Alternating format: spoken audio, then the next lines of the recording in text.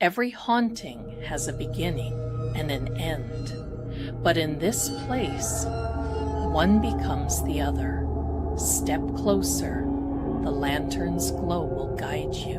What you are about to hear are true stories of hauntings all over the world. Welcome to Help, I'm Haunted.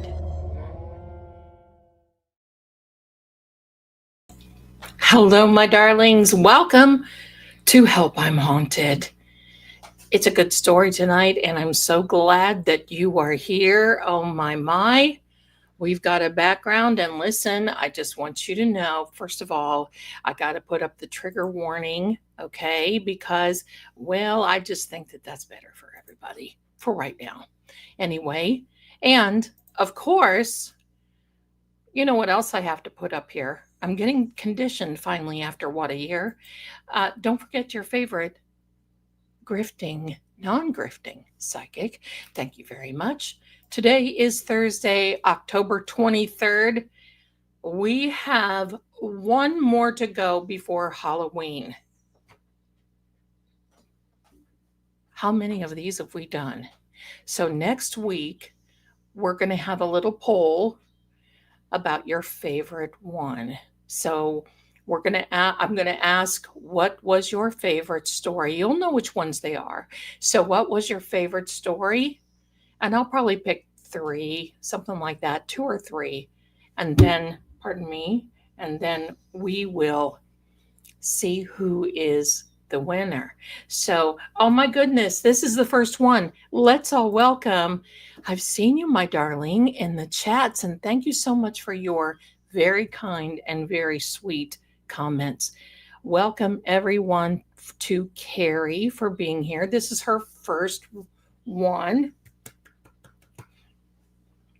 So you may have to go back and take a look at the other ones, Carrie, on the playlist, because they're all really good. But tonight I've got a really, really, really good one. So, but before we get started, I have to thank, I have someone else. You guys are so wonderful in sending me little goodies because, you know, I have the Amazon wish list. And just want to let you know, there is a 2 carpet cleaners in there that I am manifesting. Do not think that that's something that you have to get me. Okay? Look what I got. I got another favorite planner. This is the one that I love. And this little note says, I enjoy your show. Enjoy and give your kitties kisses from me, Jill. Is that not sweet? Is that not kind? Listen, I go through these planners like I don't even know what, but I love them. And thank you so much. You guys listen, I'm well stocked. I go through them because I write down everything and I just look for everything and I write it all down, content, everything else. And of course, you see lately, I've been working on some numerology little projects. They are called the Zelda Codex System. Now, I have been working on this for a very, very long time, and I'm about ready to launch it. And I thought, what better way than to just try and maybe sort of, kind of try it on some other people? And that's what I'm doing.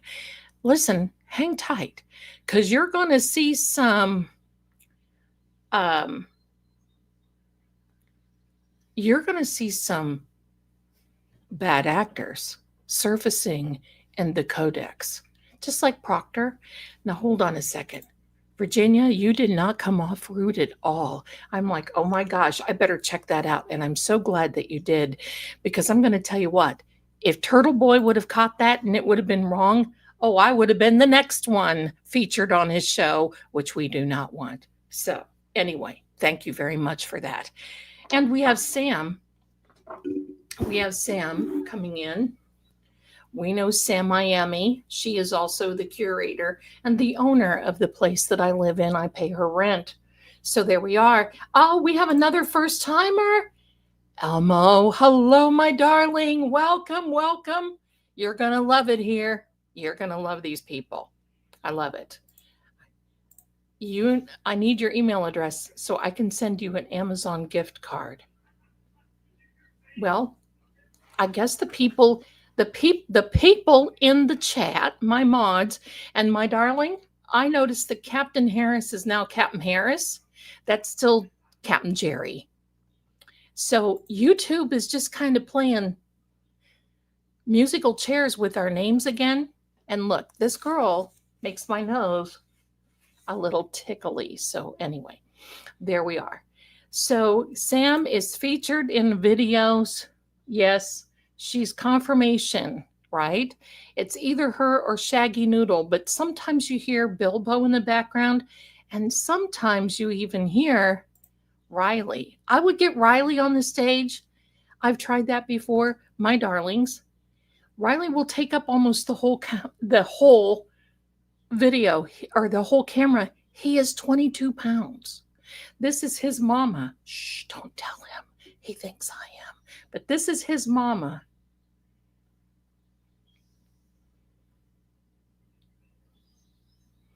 So anyway, he's a big boy. I don't know what happened. I guess he ate some Miracle Grow one day, because here's the story of little Riley. He was her second litter, and Riley had a little sister. It looked just like her. Well, the little sister didn't make it. So I named them Hansel and Gretel. Well, little Riley survived. And he wasn't any bigger than a minute. He was a little turd. He was little. And one day I saw him walking toward his water bowl, and he just kept eating or drinking. And I thought, oh my gosh, he's hungry. And look, he's losing weight. He's hungry. Because this thing right here, she would have never gotten the Mother of the Year award. I can tell you this, she is a mean girl. Yeah, look at her. See, she loves mommy, but every now and then, when I get out of hand, she smacks Max. That's just the way it is. This is mama to all of them, except one that I had, and he has passed away. So little Gretel went to heaven, and Riley grew up, and I changed his name from Hansel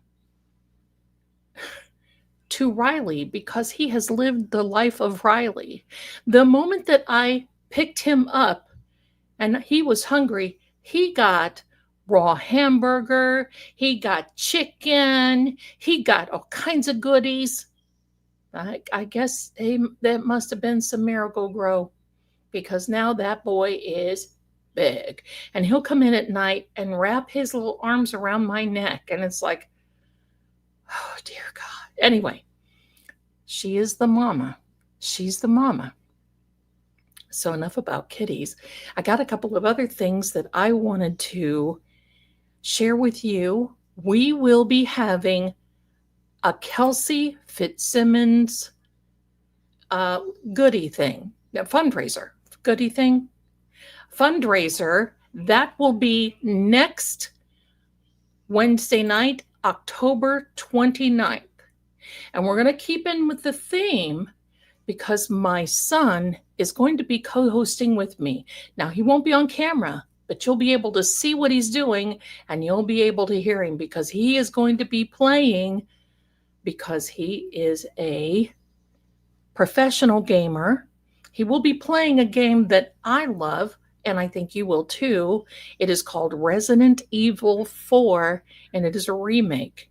So the name of the fundraiser will be Fighting Evil, Fighting Crime. And we can go in because that game is all about fighting zombies. And the main character who he will be playing is a police officer. So I thought, how fitting. So we can go through and we'll name all the zombies, all the bad actors, but we will be respectful because, you know, I don't really feel good about saying that I feel that the Justin is a douche. Not in front of Kelsey anyway. So we will be respectful. But we'll start at 6 p.m. I'm sending links to all of our friends, and whomever wants to come in and say hello, they can come in and say hello, and whoever doesn't is fine too, because everybody's busy this time of year. So we're going to go as long as it takes him to finish the game, and we're going to raise some money for Kelsey, because here's what I'm thinking. Kelsey knows her case backwards and forwards. And I really don't know the legal ins and outs of it. And I don't want to go and rehash it. She already knows it because I think she'll be coming in our chat. So I want to be respectful for her. Look at the vampire teeth. Do you see this? So what I want to do is I want us to lift her spirits. We're going to have fun. We'll invite her here. We're going to be, we're on our side. We've got her back. And that's what we're going to do. And you're going to hear my son do his Christopher Walken imitations. You're going to be hearing us, he and I, rant. So there we are. But back to the Zelda. And no, Miss Virginia, you're fine, because I'm going to tell you what, you saved me from a rant. Oh, and you know exactly what I mean. You saved me from that rant, and dear jumping jollies, that would have been horrible. So anyway, but it turned out positive to begin with. Stay tuned for the bad actors that are coming. The Bad Actors Guild from 34 Fairview. Oh, they're going to be coming. And by the way, since yesterday, I have a message for Jennifer McCabe. You better get a refund on those dolls, darling, because they ain't working. You better go back to your practitioner, to whomever you got those from, or you got your little idea of how to do them from. Because guess what? You heard in that mirror, in that reading that I did for Aiden today. I'm going to tell you this. Everything is a mirror, and all of this is going to start reflecting on them. We're all going to start reflecting on them. And I'm going to say, since Proctor and all this other stuff, do you think that they had a party at the VW last night? No, I don't think so. Somebody blessedly said a pity party. Yes. Yeah, right, Mitchell? That maybe they were made in China and she doesn't have to worry. Maybe she got them on Amazon. Well, let's hope that they didn't get them on, sorry, it got a little ear ting. Let's hope she didn't get them in at Etsy. That's a whole other story, where Jezebel magazine ordered some things with a witch on Jezebel ordered some witches to pray against Charlie Kirk. Guess what they've got coming? So there you go. Yeah, maybe she got them on Temu. There you are. So welcome. I'm so happy that we have new people in. Don't forget, like, subscribe. We have a giveaway tonight. This giveaway is pretty exciting. Once we get all through this, I can't wait to start this story, because you guys are going to just love it. Maybe they have a boomerang curse. I don't know, but listen, I think more is lurking this Halloween than the monsters. Maybe Agent Oobligada may be showing up in his ice cream truck again at Jennifer. Okay, we're going to stop that now. So here we are, my darlings. Look at this giveaway tonight. After the story tonight, I want you to all check in, because this is a 1-month subscription to Beacon TV. And if you like paranormal content, if you like paranormal investigations, there is a show that is hands down, I think one of the best ones in a long time. If you can remember the Holzer Files that was on Discovery Plus and I think TLC, that had Dave Schrader, Shane Pittman, and Cindy Kaza.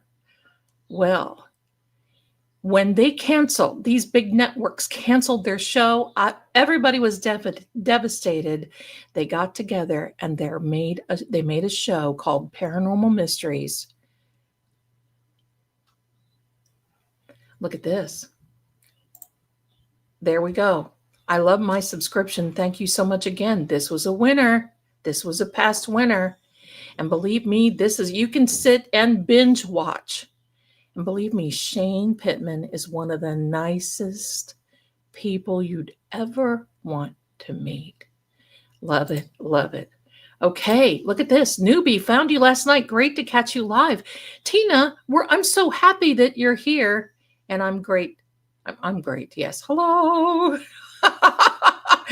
It is great to have you. And I'm thrilled to have you. So hello to each and every one of you coming in. I always like to give the announcements first because I know that people take a minute because sometimes the tubes will not give you a notification. Why? So anyway,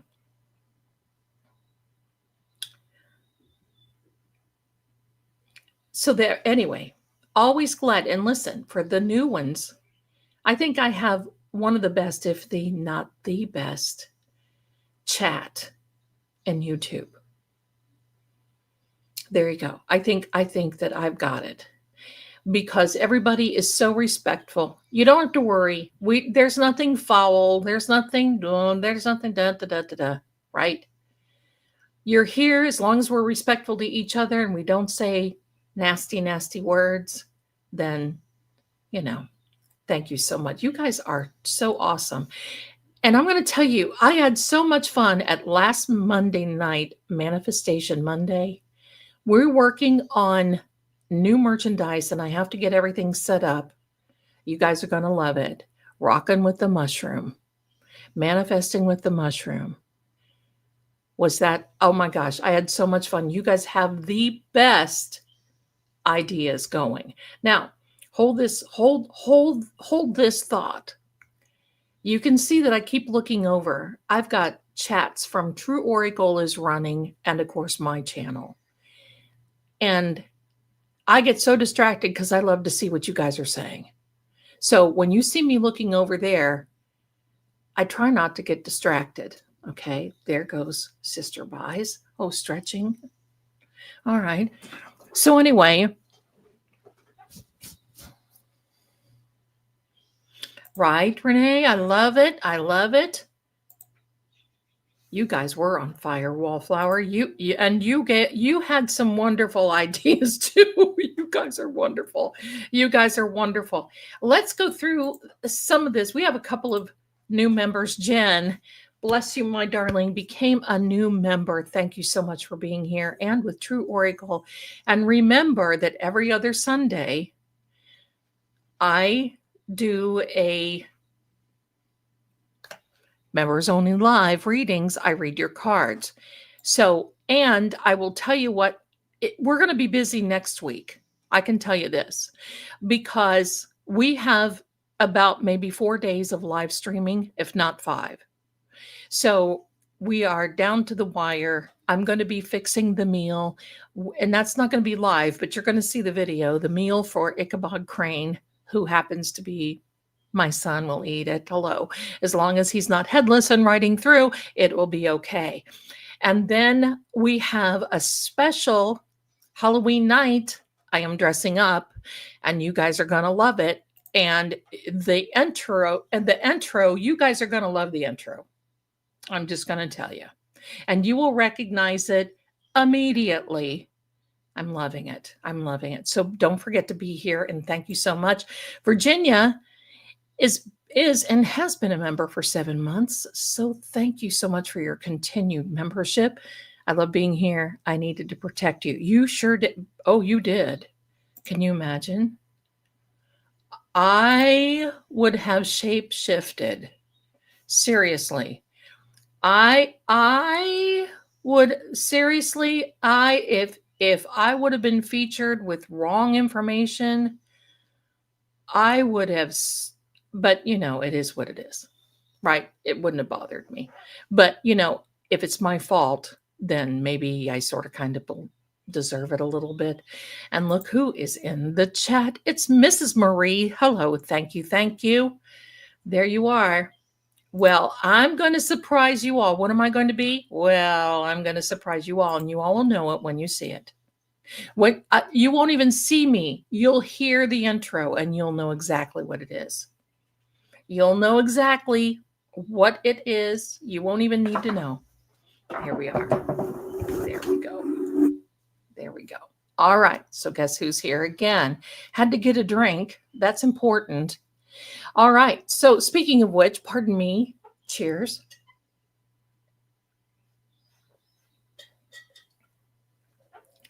Thank you so much. You guys are so wonderful.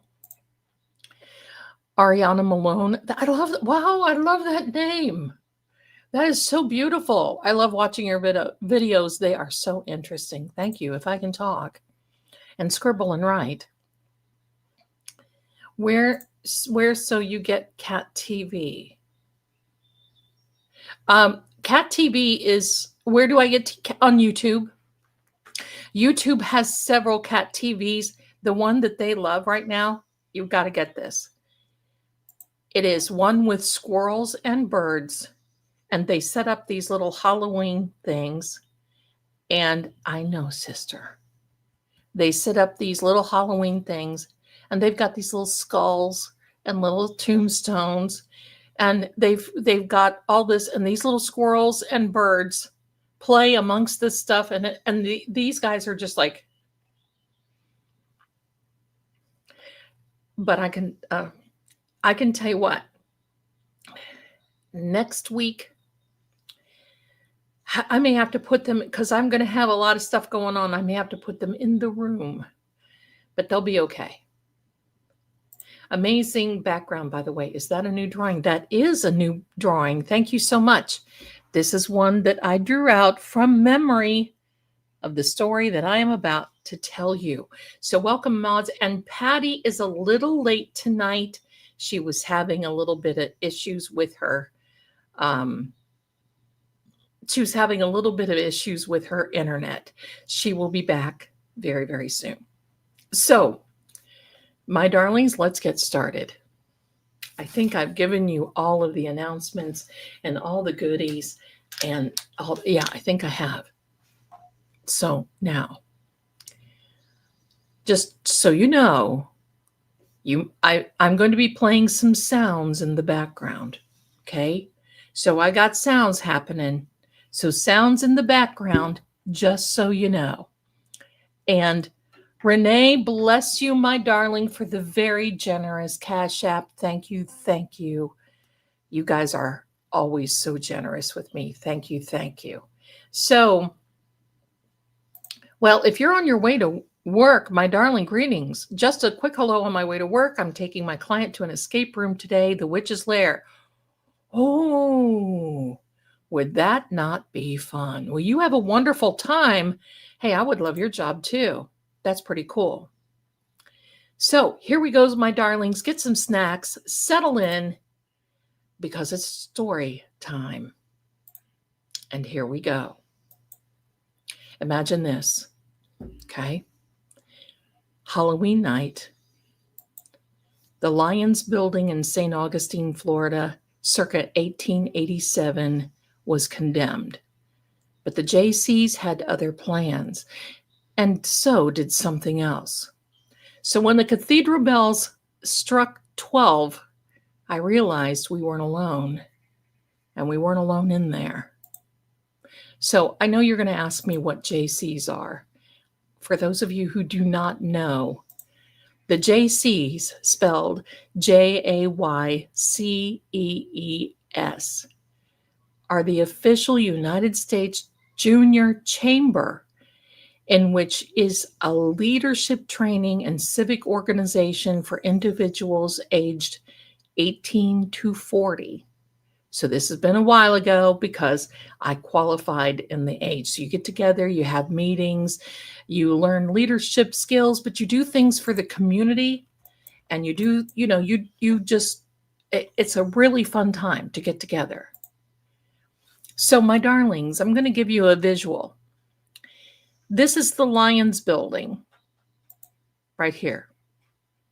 You can see the entrance is in the middle. You see these two right here. The entrance was in the middle.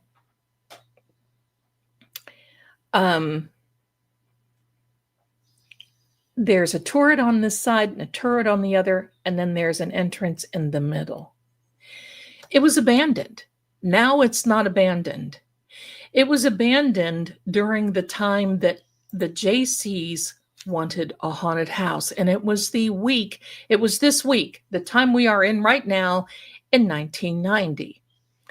I was in a Jaycees, and I volunteered to be the resident card reader, gypsy card reader, by the way, so I could dress up like, And so I dedicated anything that we made from my card readings back to the Jaycees. So definitely it was a haunted house. There were a lot of actors. And believe me, I went through and I had a camera. Now, these were the days before cell phones and the day before all this, whatever. I had just a regular camera. In that regular camera, I used 100% 100 ASA, which is a very slow shutter speed. And I had a lot of film. And I also had a Polaroid camera. The Polaroids were instant. Yes. So we went to the Lions building, and let me give you a real shot of what the Lions building is, and then you'll understand where we are. This is a real aerial, if I can talk today. You see the red circle is one of those turrets. That's where I would be Halloween night, and I wasn't supposed to be there. And this is Sam coming through again. Pardon me. This is where I was Halloween night, October 31st of 1991.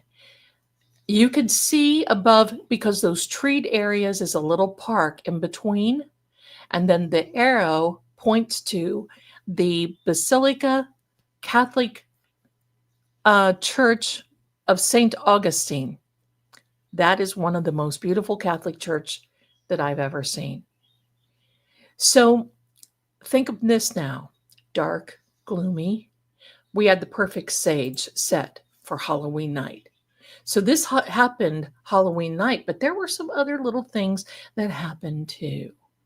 And those other little things kept happening because, first of all, when you went into the building, there was a huge, great big staircase because the bottom main floor, the ground floor there, was for shops.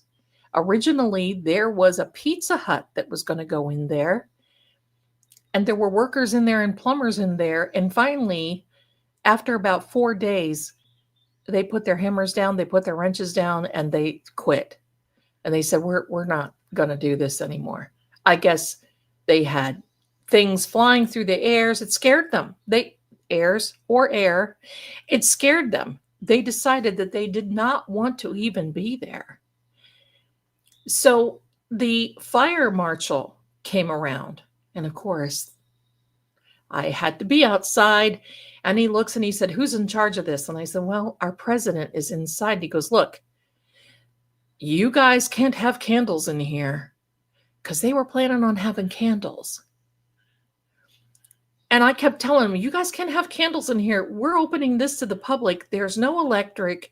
There's no anything. And we're going to burn the place down. You got to be careful. Now, the fire marshal gave us an occupancy, so we could only allow so many people in at one time. That big building on the main floor, I'm going to show it to you again. And you see the turret closest to you is the one circled in the real aerial that I had. So you see the ground floor where you went up through, you could go through those top or the next 2 floors, but that top floor that has the red roof under it, right? That's the top floor, and then the 2 turrets, we were prohibited to go through. It was condemned. So we decided, well, maybe not so much we, but I decided that Halloween night, after this whole thing was over, I was going to sneak a little time up into the top floor because it was burned out.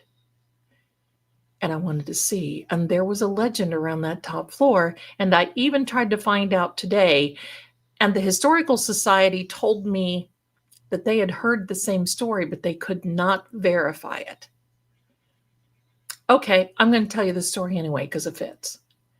So, during the whole time before we were open, we were in and we were decorating. I was taking pictures. And God help me, I wish I had those pictures now, because you would see some of the things that I caught on film would raise your eyebrow. So I was just happy snapping along. Okay. And I decided I wasn't going to have anything developed. Yes, those were the days that I had to get things developed. I was not going to get anything developed until after the next day, which was November 1st. We had a meeting. We were all going to meet together for lunch. And I was going to get some things developed that morning. So we would go through there and there would be some oddities that would be happening to everyone. Like maybe something just pulled down or something weird. But this whole place was weird to begin with, because back in the 1970s, I'm sorry, in the 50s. Now remember, this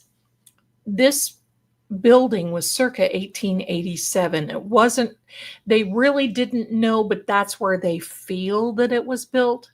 Because back then they didn't really record a lot of things, and sometimes records get lost and so forth. So it was so interesting because there were nothing but tiles. And do you see, let's see, on this side. If you see on this side, the tiles were just like a bathroom tile. But supposedly monks went in there in the 1950s and painted all of these tiles. Kept them busy, I guess, because they lined the stairwells, the walls, on all 3 levels. Now, evidently, that top floor had burned out way before the 1950s. It was the turn of the century, then going into from the 1800s into the 1900s, and it had never been renovated, never been fixed, nothing. So you can imagine it was very much neglected. At one time, they thought they were going to tear this building down, and we rented it. It was really, really cheap because there was no electricity, nothing. So we were able to run electrical cords, plug in other places. Shop owners allowed us to do that. So we did have some lighting because otherwise it was dark as could be. So we had flashlights. We had a lot of things.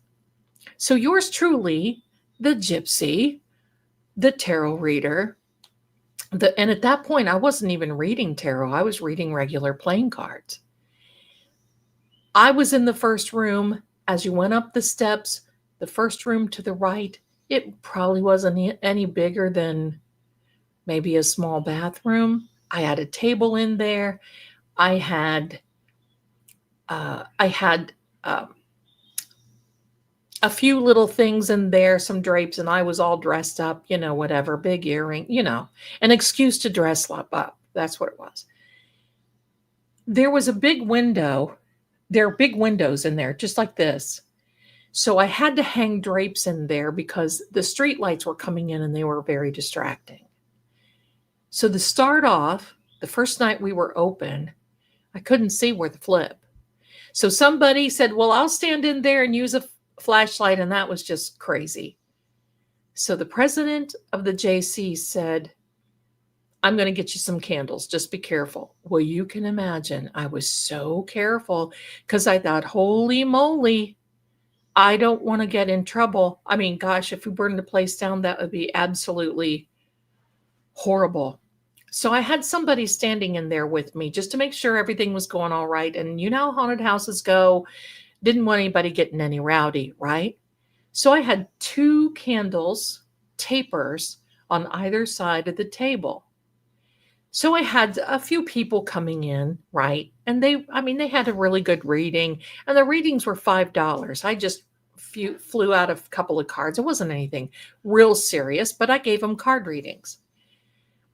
Finally, these 2 girls came in, and they were the ones that were just clamoring all over to begin with, right? They were scared. They thought something was going to jump out after them. And I told them, I said, look, not while I'm in here. This is my room. Nothing is going to jump out. And they just kept looking around you, and they just kept, all this other stuff. And they just kept practically screaming and not paying attention. All of a sudden, one of the girls says, there's something behind you, me.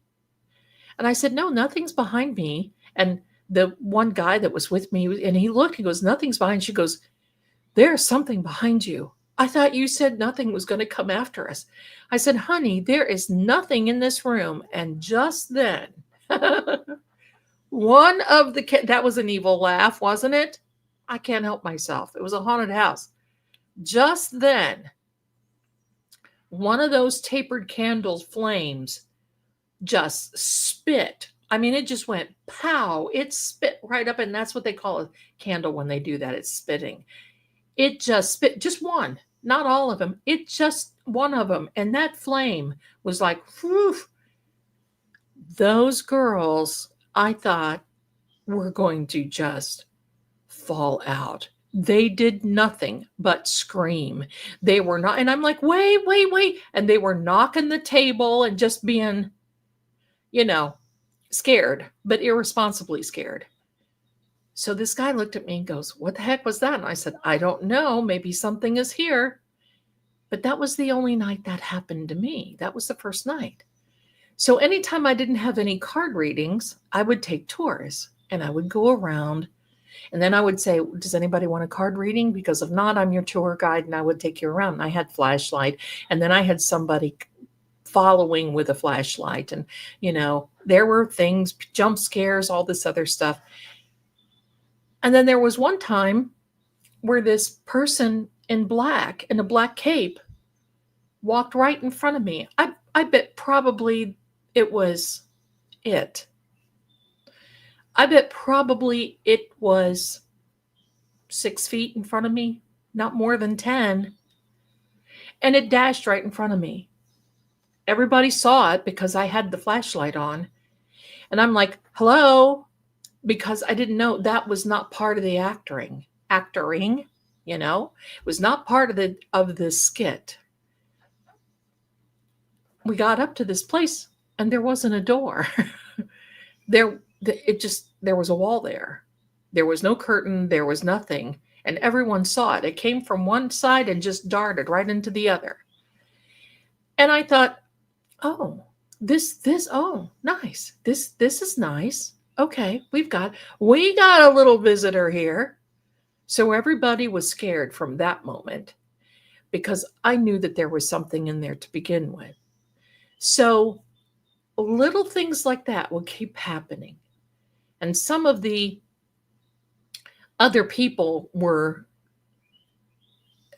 that were guides, and, we part of the Jaycees group that were working there too, kept having experiences. So we would leave at the end of the day. Maybe we go to Waffle House or something, but I never did because I was tired and it drained me.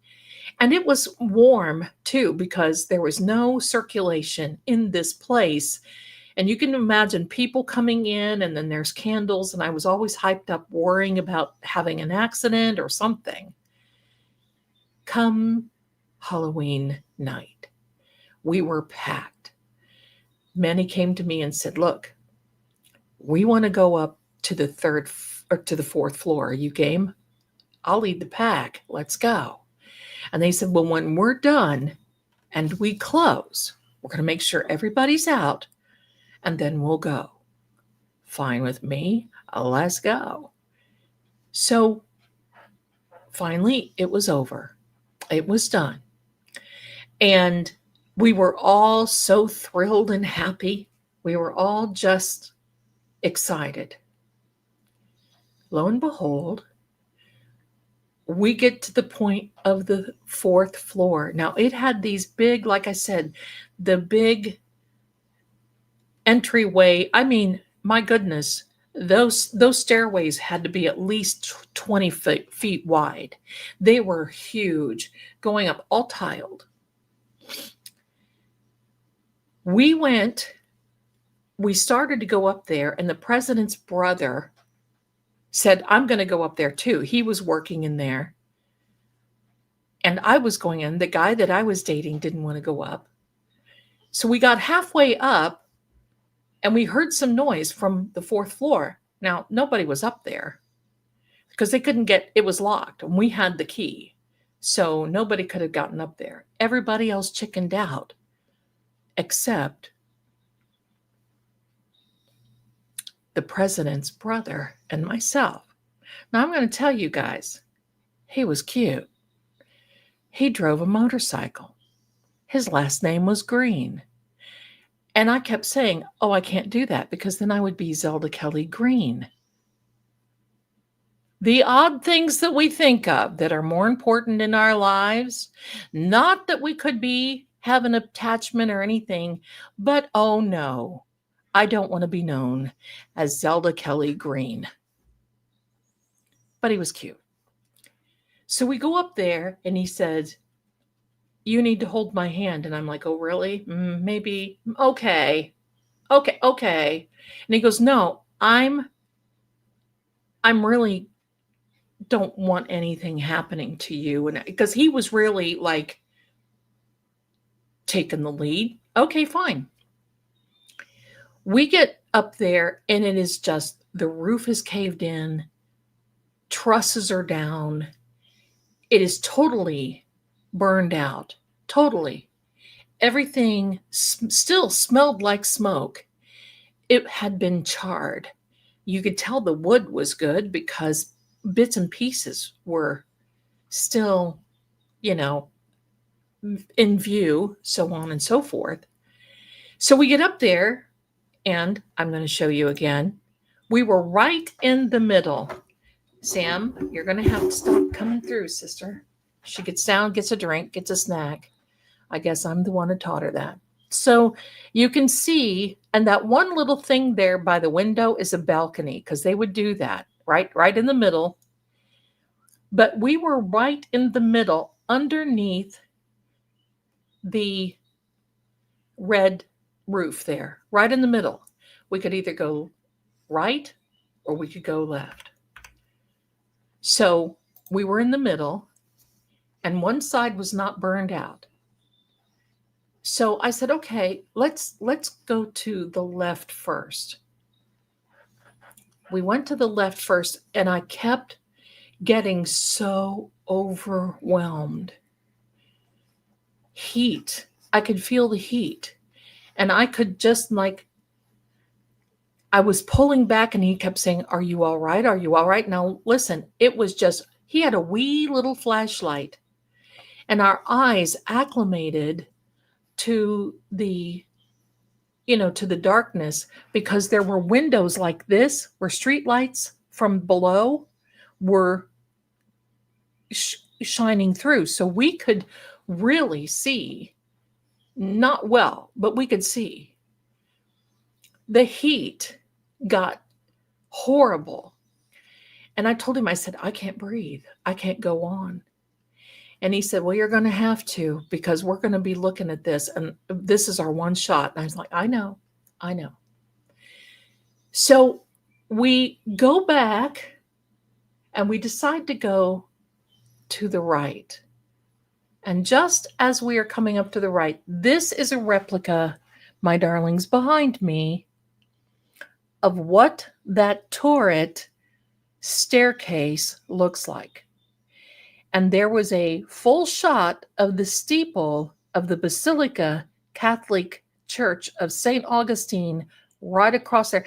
And you could see, and it was a waning moon, which means 2 nights before, the night before, it was a full moon. And it still looked like a full moon, only it was just a little sliver off. It still looked like a full moon to me. And you talk about the epitome of Halloween. Oh, it was great. I got to tell you, it was great. It was like a movie. It was great. So we started going up these steps, and all of a sudden we heard these steps, like clonking steps coming to us. Mr. Green says, "Hello? Hello, are you there? Hello?" And we heard nothing, and the footsteps stopped. And he said, "I bet that's my blankety blank brother.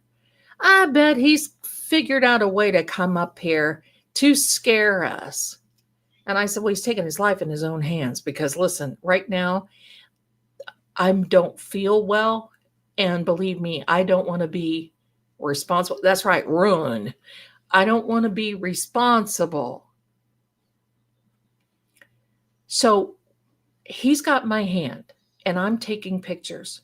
And he says, "It's time to take pictures." Now, remember, there's a flash on my camera because you have to have some type of lighting.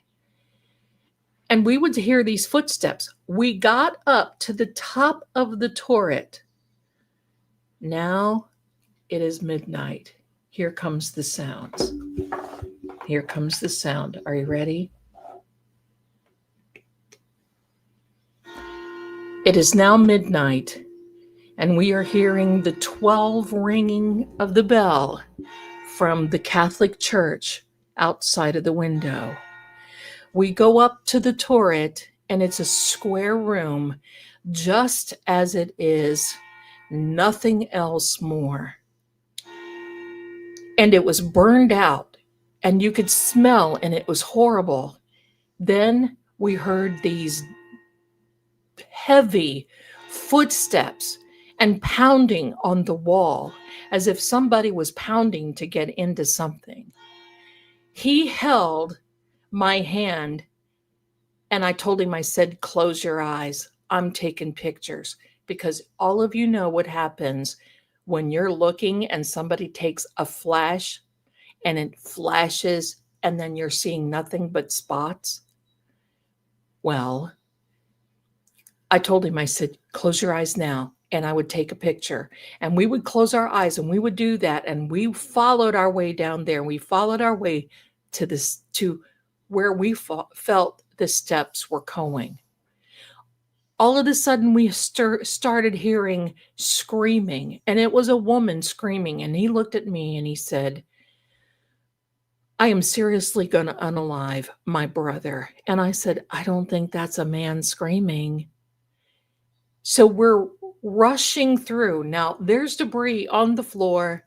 There's fallen, like all kinds of wood stuff on the floor from being burned out. And as we got to the other side where the other turret is, there was a wooden door. Now, the wooden door had been torn off of this side, but the wooden door on that very far opposite side was still there, and it was intact. Everything had been burned around it, and you could tell it was an original door because it had original hardware on. It had original all kinds of things. Now, my darlings, as we got up to the door, we heard knocking coming from the inside.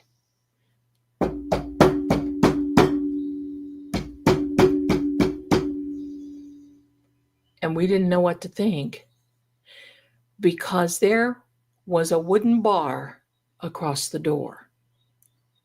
He looked at me, I looked at him, and I said, "Take me up to that door."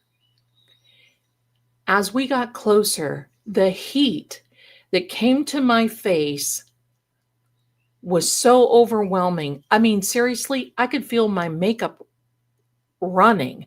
I felt like I was melting. Melting. Melting.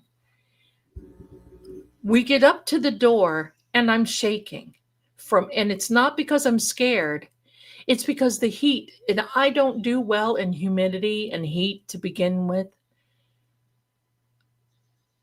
But I'm shaking from all of this, and so from being so overwhelmingly hot. Then I have a costume on that wasn't a costume over my clothes. It was just costume. But you know how it is when you're not in a comfortable clothing, and it wasn't really that comfortable to begin with. And I'm taking pictures, and you could see like varnish that had bubbled up on the outside of the door. I put my hand, because I have to be grounded, on that door. It was so hot that my hand stuck, and I could not get my right hand off of that door. Now I start screaming, "Help me. You got to help me. Get me off this door." This is the days before we had bottled water. These are the days before we had any of those convenient things that we took with us.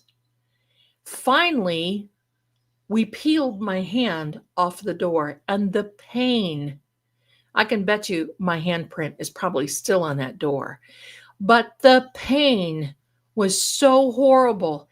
And we heard people inside that room. And I turned around and I said, "We're leaving. I can't go on anymore. I cannot go up that other turret. We are leaving." And he said, "I agree." He takes my good hand and he takes the camera and he keeps saying, "Close your eyes." And he would click. And we heard heavy footsteps as though they were running down on that opposite side where the church was of those steps. So he keeps saying, "Close your eyes." We were taking pictures. "Close your eyes, close your eyes." We finally got to the stairway where we went down, and all of a sudden I felt the heat just came off of me.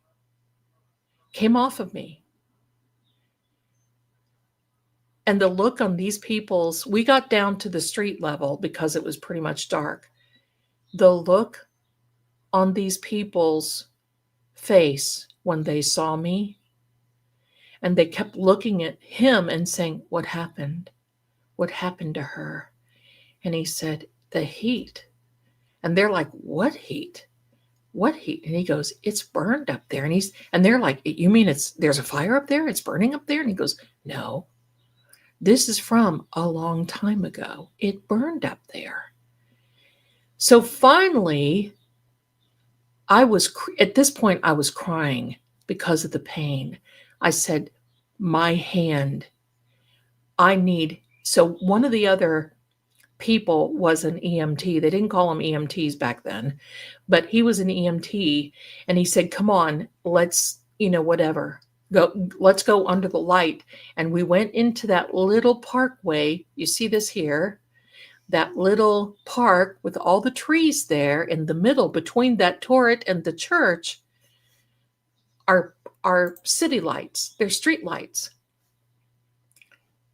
He says, "Let me see your hand." I held up my hand, and my hand, the first layer of the skin had been ripped off of my hand. And he said,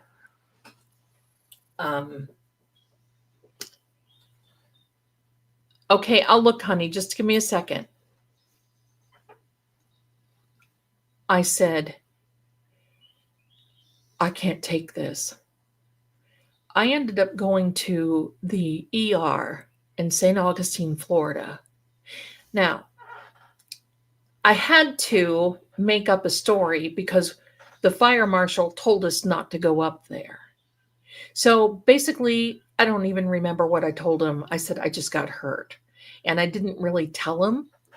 I didn't lie, just didn't tell him. They treated me for second-degree burns on my hand. And I'm right-handed, and it took me forever to have that hand heal. And at first, that night, I tried wrapping it, and I was in so much pain.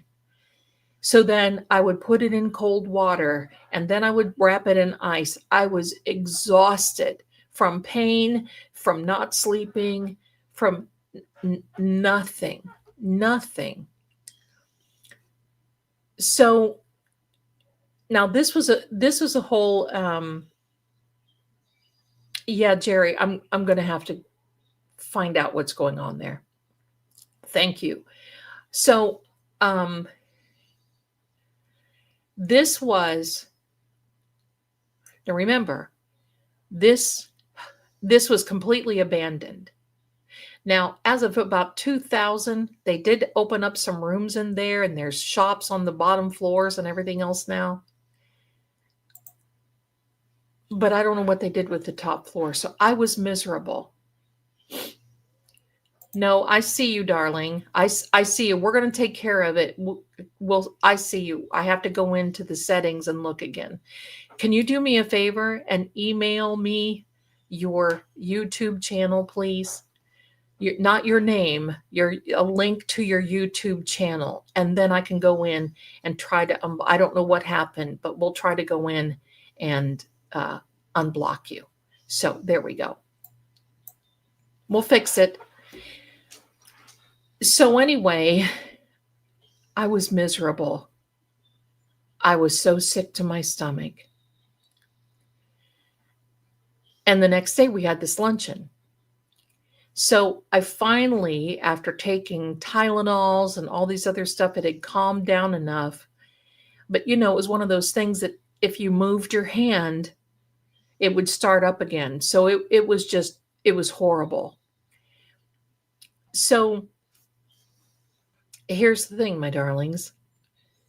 I went to Publix grocery store. We had to get film developed back in those days. I gave the fellow some, and I went into the refrigerated section and held my hand on the side of one of the in that refrigerator section part right there, because I was so miserable. Finally, after an hour and I did a little shopping, I went back to pick up my film, and the guy behind the counter says, "Lady, I am so sorry. Kodak says that they'll give you a roll of film if we can't."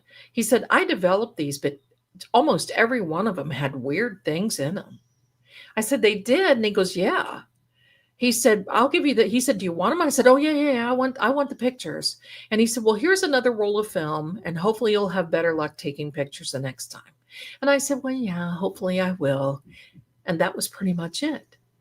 I didn't even look at him. I went to the lunch, and I just would take little piles and hand them out to over everyone.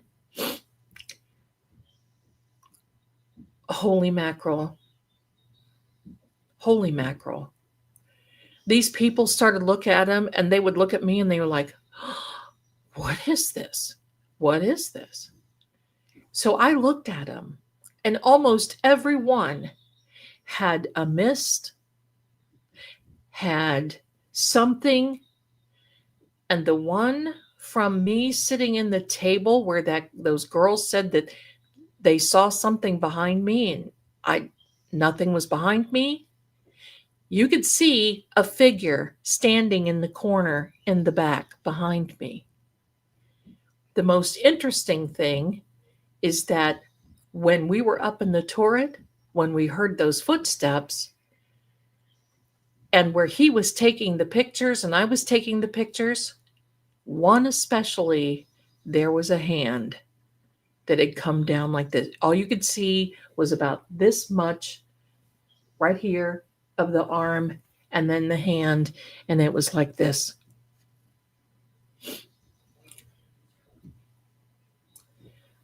I don't know. So the next day, Mr. Green Jeans and I, pardon me,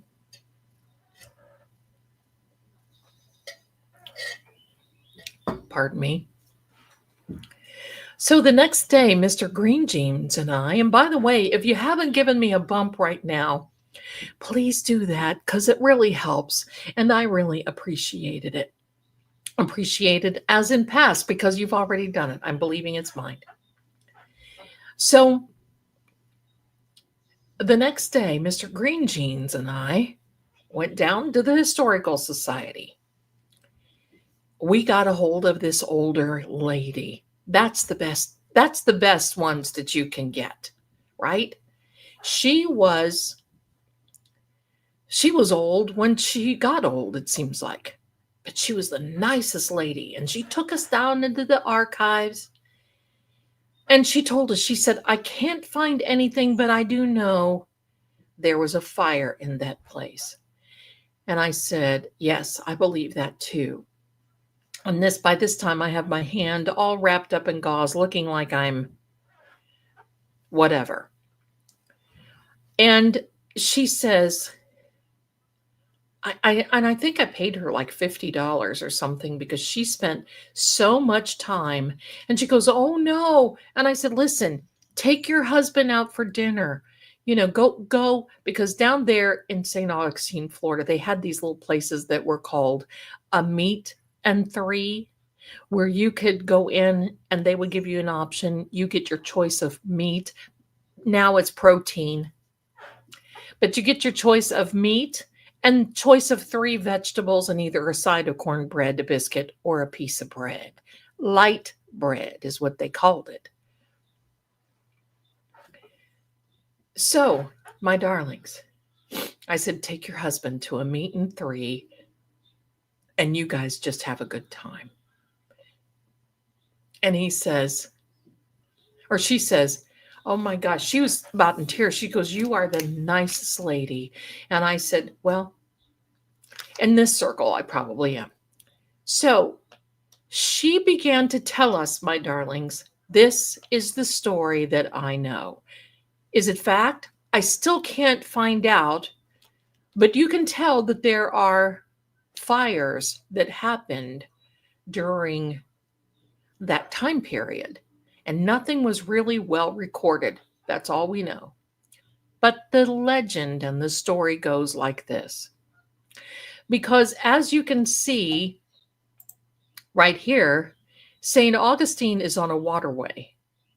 So beyond the water is the Atlantic Ocean.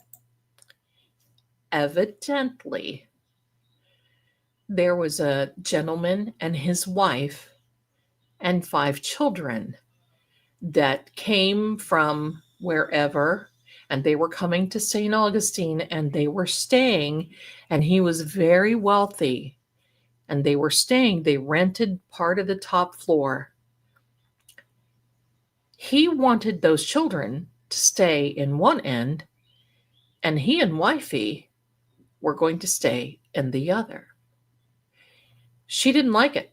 He was mean. He was one of these, not a dad. Children had their place, they did their choice, they'd be quiet and blah blah. He finds out that she is expecting their 6th child. Well, look, pal, if you don't want any more, right? Put it away and don't use it again if you're that rich with history. Okay, so anyway, so she's expecting again, number 6. All of a sudden, during the middle of the night, he kept getting up and walking around. He goes to bed. He's drinking. She smells smoke. She runs down the one turret and runs across and goes to the other turret. Here, Daddy-O, starts a fire, and he boarded those children in that room. The mother got the board off of the door but it was too late because the fire was there. They couldn't get out, so she closed the door. And they all perished in that one turret, in the room where that door was still intact and where I burned my hand. Now that, and we did not tell that woman with the Historical Society what had happened with me because she probably would have freaked out. And so, being the good non-Catholic that I am, because I loved that basilica, I decided, after I dumped off Mr. Green Jeans, I decided that I wanted to go visit the church, light a candle for them, and sit there for a little while. Pardon me. And that became so surreal. It was so sombering knowing. So evidently, we had thought that the woman that we heard was probably her screaming. We had thought that the big heavy footsteps were him coming down out of the one turret. So when we next had our JC meeting, we all got together and we decided, to tell the story. And by this time, my hand was, because we had a meeting about once a month. By this time, we had,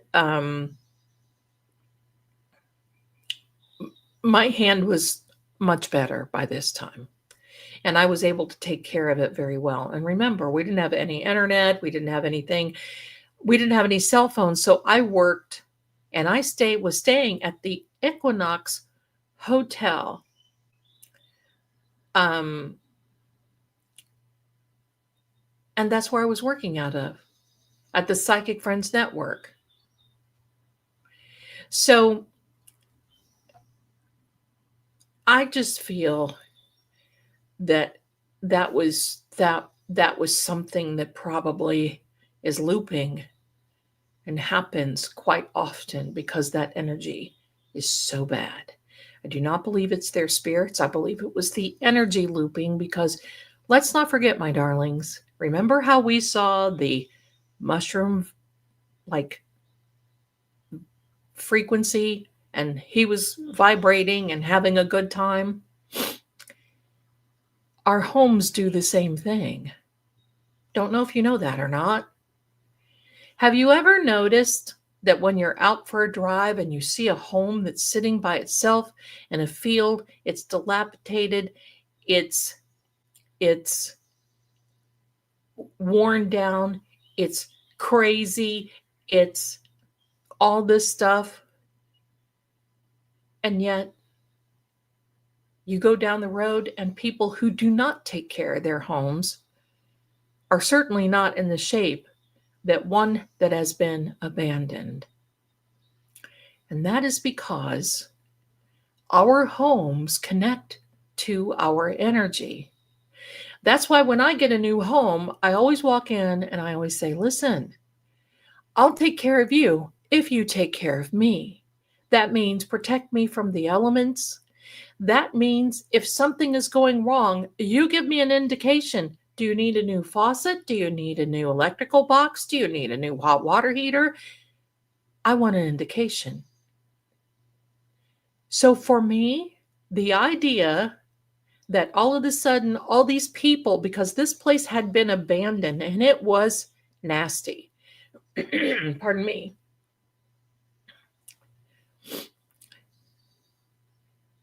The fact that all of a sudden, all this energy was near these people, near this abandoned house, and the fact that Mr. Green and I went and interacted is amazing. Hold on, somebody's texting me. Hold on. And that's what I think it is. I believe that it was an energy loop.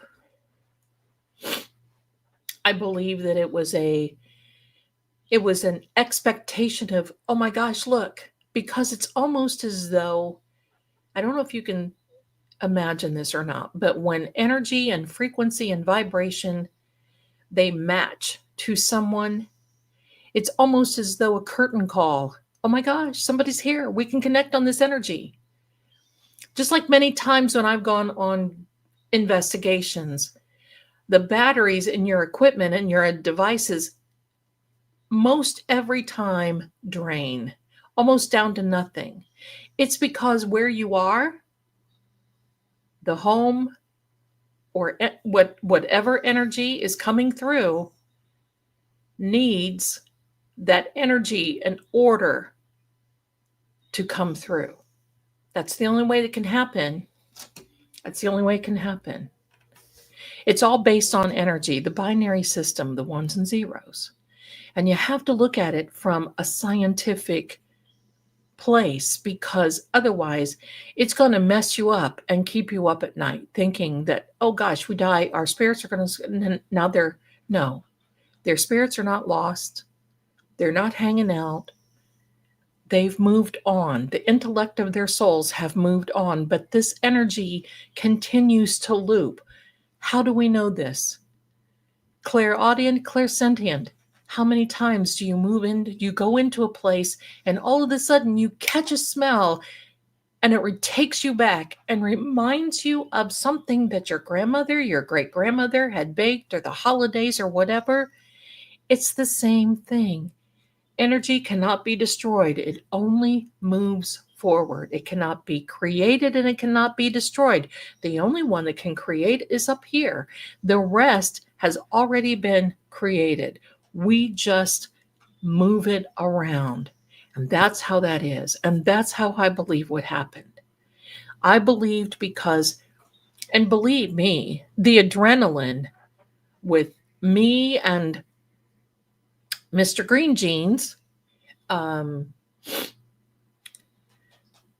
probably was so high that it was like the energy grabbing the energy.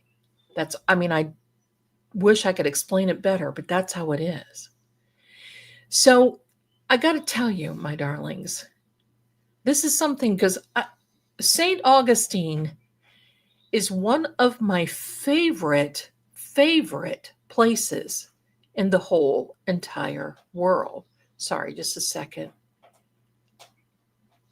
Anytime I talk about anything that is, I get a little something in my ear. Something there. Sorry, there was something that felt like it flew by me. Anyway, I love St. Augustine. One of my favorite places in the whole world. There's another little thing about St. Augustine, and now it has ghost tours. Back then it didn't, but now it does. But I'm this night owl, so to speak, and I would stay at the Equinox Hotel. My favorite restaurant is no longer there, but it was as you were coming in, and I could walk to my favorite restaurant, which I would have lunch probably there every other day. And I would have had lunch there every day, but I had another place, a little French cafe that I would go down and get coffee and a croissant or something like that. But this other little restaurant that was called La Parisienne, I could walk to. I walked everywhere. I loved it. You didn't have to do anything. I walked everywhere in St. Augustine. And it was just so fantastic. The Equinox Hotel, the lady passed away, unfortunately. I don't think it's there anymore. However, I would get up. This is the brave Zelda. Don't ask me why. I would get up at 2:30, 3 o'clock in the morning, and I would head out. I would walk the streets of St. George Street. That's where all this historic, and for those of you who don't know about the history of St. Augustine, Ponce de Leon was the explorer that came and landed in St. Augustine. So, yes, I've been to Casadega. And all I heard were people fighting about how each one was more psychic than the other.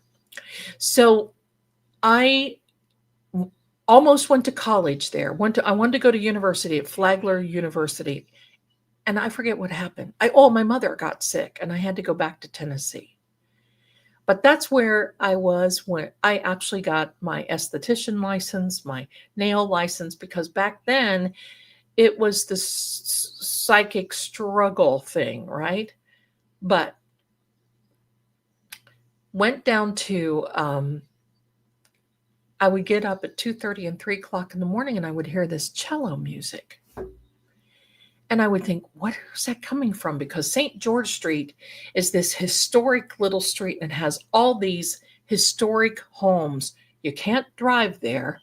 Only on one part was where the Lions building was. But in the walking street area, there's no traffic. So it's all walk through.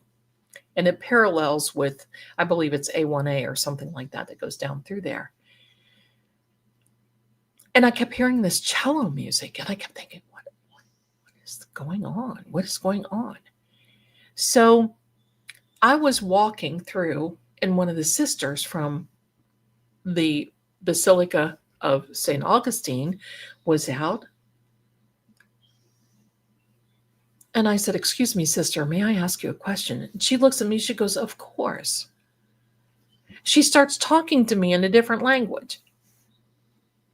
I said, "No, I only speak English." She goes, "Oh, I'm so sorry." Now, I had that all the time when I was in St. Augustine. I don't know, whatever. But I said, "Where's the cello music coming from?" I thought maybe it was coming from the steeple area. "Is this coming from your quarters? Where is this coming from?" And she said, "Oh, no. No." She said, "It is a woman that has no family." Come here, sis. She says, "It's a woman that has no family." And she says, she plays her cello from 1 o'clock in the morning until 4 o'clock in the morning because she says that it keeps the devil away. I said, "Really?" And she says, and she smiled. She goes, "We're not sure it worked." I said, "I don't know. Do you see the devil?" She said, "No." I said, "Well, then it's working, isn't it?" And she laughed so hard that when I would be walking around and she would see me, she would wave at me because she thought that was the funniest thing going. But there were always little quirky things. And I can tell you this, they have one of the largest cat population, just cats out walking around. They have one of the largest cat populations that I've ever seen in a city, ever. And it's so funny because I could not have a cat in the hotel that I was in. And at that point, I was traveling around. I was doing a lot of things. Having a cat was not on my to-do list at that point.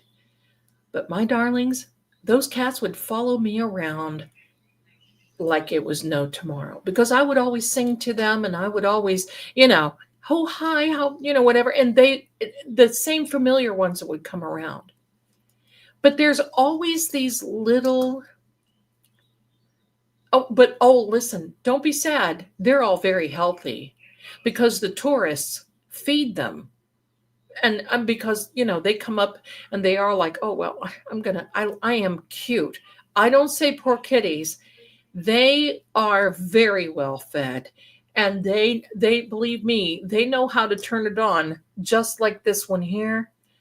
They know what it's all about, and they are very well fed. Believe me, the people of the city and workers and employees, they feed them regularly, so they're not like these bone strays.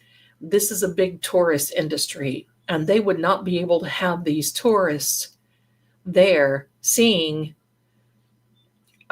emaciated cats running around. But I got to tell you a funny story. The graves coming into St. Augustine are above ground. just like New Orleans. They are above ground. And we had a very bad storm, hurricane type storm come through one time. We were battening the hatches. I was in that hotel and it was coming up the water was coming up very close and I knew it was going to come into my room. So, the hotel made sure that we had things to put in front of the room and, all in front of the door, make sure that no water was coming in and all this other stuff. Yeah, there's no basements or anything because the water table was so high. So it comes through and it is treacherous. Well, there I am a day later, trekking out with my little boots on. I go walking around. I want to see what's going on. I get down to where the cemetery is, and the cemetery is no longer there. There's a police officer there. There's a crowd of people. And in front, the roadway was overcome with it was flooded. You couldn't drive, and there are these caskets floating in the water. Now, my darlings, St. Augustine has been around since what, the 1500s, 1600s? So some of these people, I mean, they're not like my buddy, Lord Gregor. Unrecognizable. So they're floating.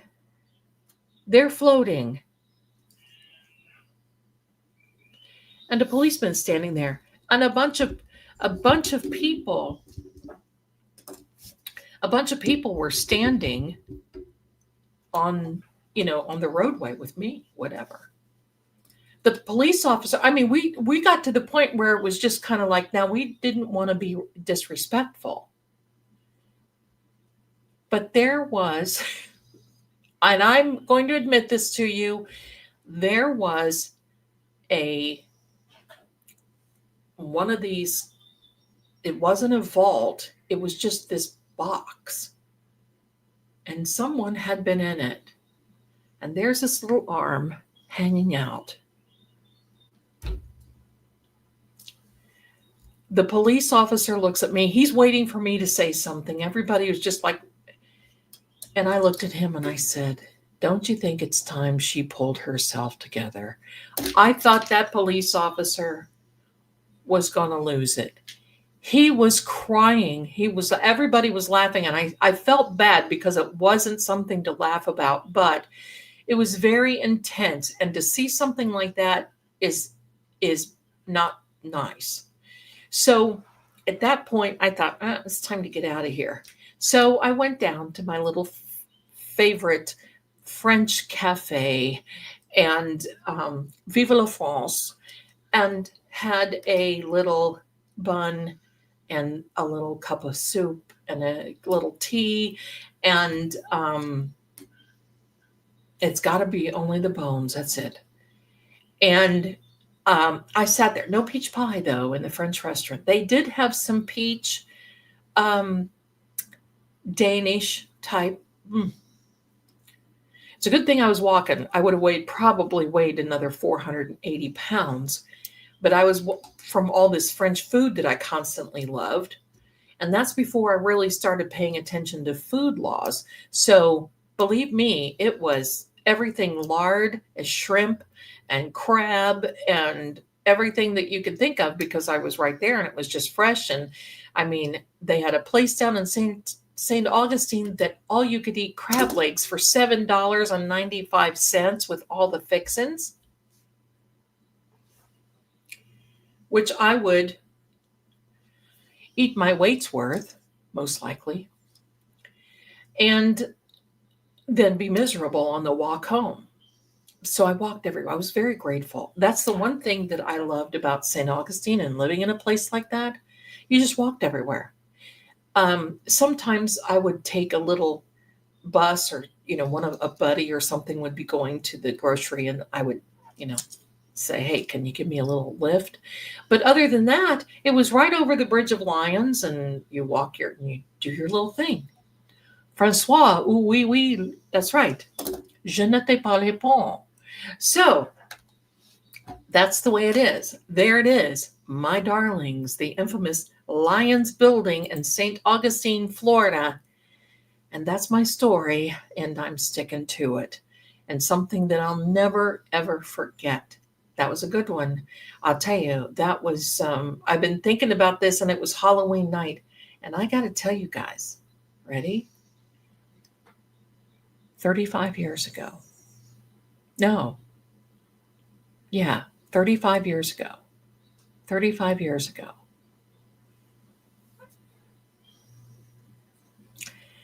That was something else.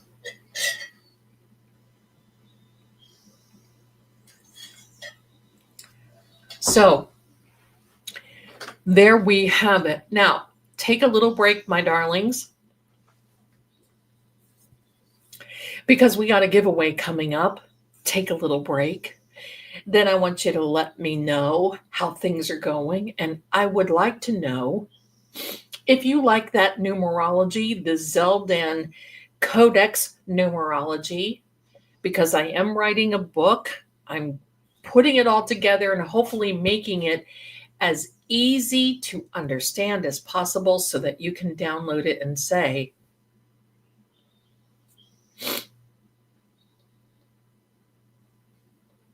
yes, I said to the police officer, Linda, my darling, don't you think it's time for her to pull herself together? And bless whoever it was, I don't even know. Because there's this little arm hanging out the side, floating away. Zelda, you bad girl, flippin' A. But, you know, I just can't help but being fresh sometimes. So there we are. So I just want you to know, though, back to the Zelda, and somebody asked me, in fact, my bestie who lives in Tennessee, who has been following along with all this, and she said, Zelda, I can't understand this. And I said, but you will, because numbers are everywhere, and we connect with numbers, and numbers are frequency, numbers are vibration, numbers created the world. When it all comes down, it's all about numbers. And she said, where did you get this? And I had to think, and I'll tell you that story. So, oh, good, rock and roll, my darling. Yeah, I'm getting ready to have it. Mrs. Marie, bad ladies, all but tell me it was funny as Dickens. Yeah, it was funny as Dickens. All right, it was funny, and I'm sorry to admit it because you know sometimes I'm not one to be disrespectful, but I didn't mean it that way because it was just really like, you know, everybody was, it was horrifying to see that. And it was kind of like that B movie thing, you know, you just kind of look at it and you think, anyway, thank you so much for enjoying that because I am going to do that with the bad actors of 34 Fairview. It's going to be the Zeldan Codex. Somebody today thought I said Cotex. No, not Cotex, Codex. My bestie said to me, where did you learn this? And I didn't really learn it. This is a part of astrology. It is a part of numerology. It is a part of this and that and the other thing and bits and pieces and everything that I've known that I could grasp and hold. Because my darlings, I've been using this for years. And seriously, when I was in the old days working for, you know, law enforcement here and there, that it was very important for me. It was profiling. It was this side of an FBI profiling because all I would need is their birthday, their name, where they were born, I don't even need all the name. I don't even need to know part of where we were born. I don't even need, and I can still tell about a person. And then you lay out the cards, and it all is about profiling. This started when I was married to my lieutenant commander. He was a lieutenant when I married him.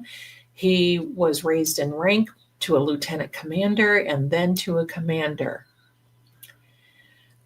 He was a recruiter in Spokane, Washington, and many times I would go into the federal building with him, and I would sit and work on some of his, some things here and there. His boss, a commander, and I loved him. He was, oh my gosh, wonderful guy. He would come in and he and I would just talk. And my husband didn't like it because he didn't like my husband, but he liked me. So he had this little thing in his head, and he said, "Hey, listen, are you doing anything right now?" "No." And I said, "You know what?" He said, I have some things that I want you to do. Would you mind doing it?" "No, not at all." Little did I know he was giving me testing to go into the United States Navy, just as a fluke, just to see. So I sit there and take tests like any type of college graduate or university graduate would do when they wanted to go into the Navy. You have to take certain tests in order for them to determine where you best fit into. So I would sit there. I took the aviation test. I did ace the aviation test, but I would take these other tests. And then there was one. And when I was done, this commander went into the room with my husband and shut the door. And I heard some bits and pieces, and I didn't know until later on what was said. I had not finished university at that time. So if I would have gone into the Navy, I could not have been an officer. And when you're married to an officer and you're a dependent, and that's what I was, it becomes a strain on your rank. Now, I would not have gone in as an enlisted per se, but they wanted me to go in as a chief. They called it a Mustang. And by going in as a chief, then I could have raised to the rank where I could have gotten to go into the officer ranks from being a chief, but I could have never just gone into the Navy as a chief. As an officer, like an ensign. It would be you can go from a chief to an ensign, but I could not go into the Navy as an officer. I would have had to go in as a chief. I finally found out because my husband resented that. He didn't want it because it causes trouble. And to be married to a chief, it's just something not to be done. But this commander did everything. Now, this commander was a flyboy. I loved him. He was what we called a brown shoe. He was a pilot. But he was a pilot during the Vietnam War, and he was shot down over enemy territory, and he had been captured and kept in a POW camp for quite a while. While he was there, his wife bought him a red Corvette because he always wanted a red Corvette and kept it in mint condition, never drivable until he came home. She had that much faith. And it was his wife that invented those POW bracelets. Many of you may know that. Pardon me. They were in the 70s. The POW bracelets that many of us got and we wore in support of our troops to bring them home. Finally, he was rescued and came home, and he was unable to fly because both of his legs had been broken, compound fractures. And they were not, I mean, they had healed incorrectly and it was wrong. He was in bad shape. So when he got back, he actually lost 2 inches in height to have them corrected. Because of that, he was unable to fly anymore, and he was unable to raise into the ranks and go into Commodore, which he wanted to do. So he decided to go into the recruiting.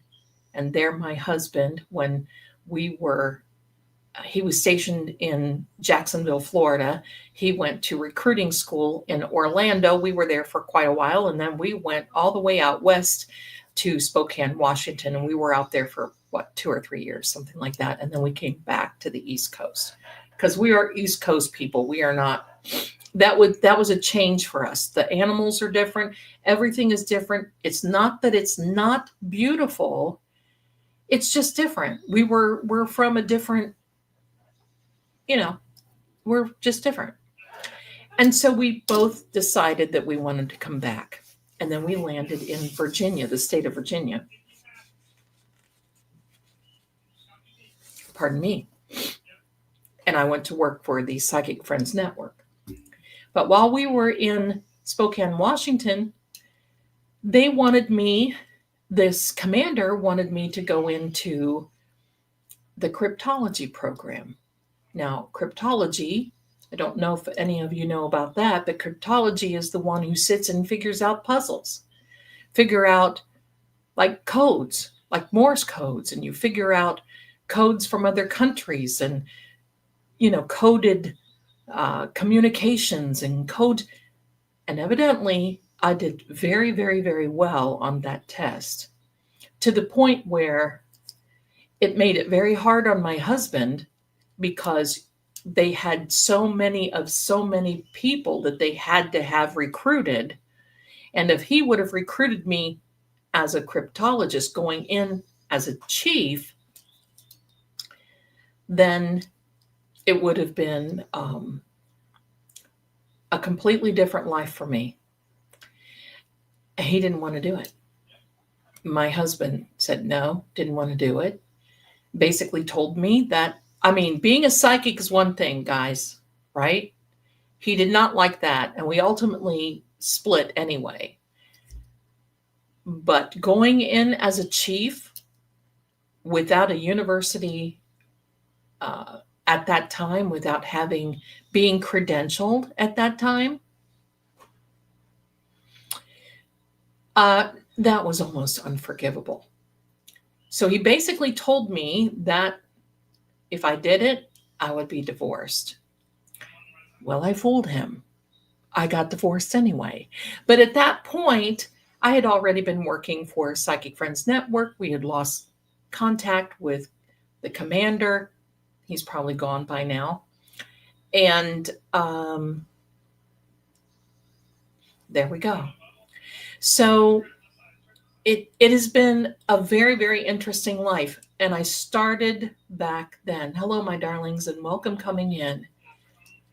But I started back then being fascinated with the numbers and being fascinated with what they mean and how they resonate with people and where you lean toward and that's why I was able to come up with this system. And this system is pretty much right on. And when you see it, pardon me, this is the Noodle Boy. Say hello to Shaggy Noodle. This is for Jerry.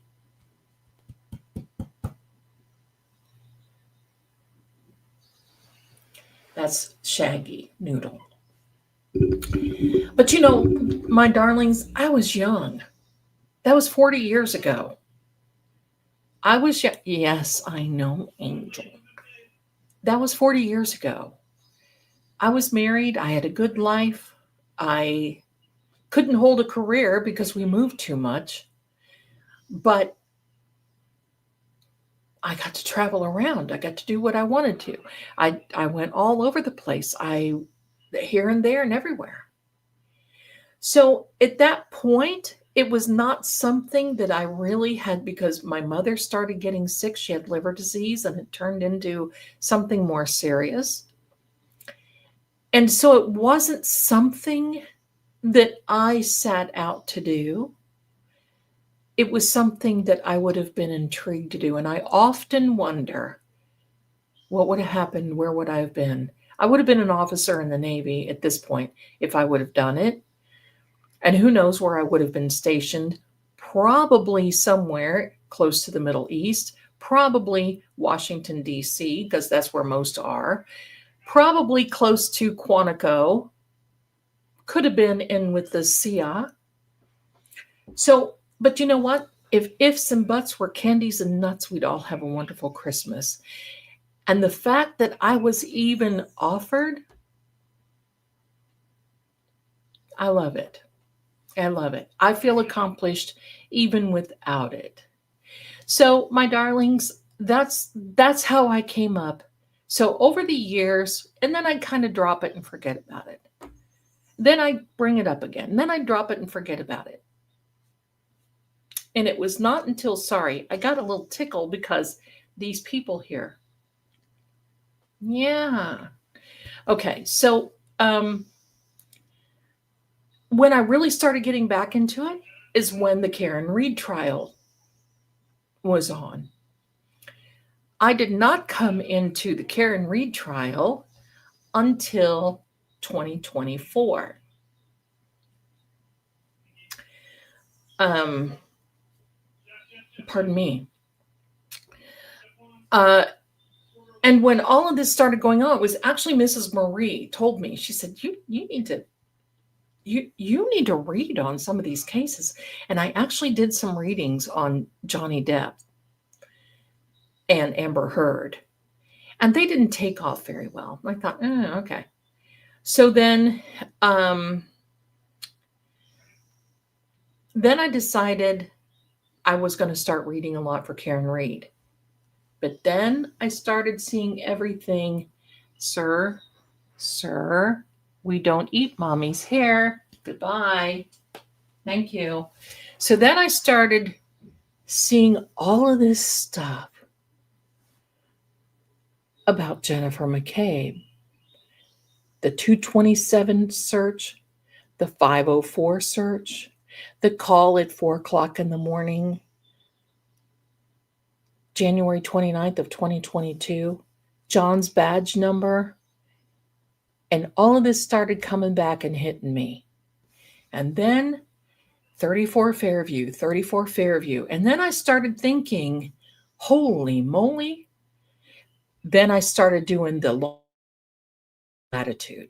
Then I started pulling in both the cards and so I've been doing the numerology behind the scenes almost the whole entire time, wanting to perfect it before I started doing it for others or I started using, pardon me, oh my. And before I started doing this and, whatever, I think I'm there.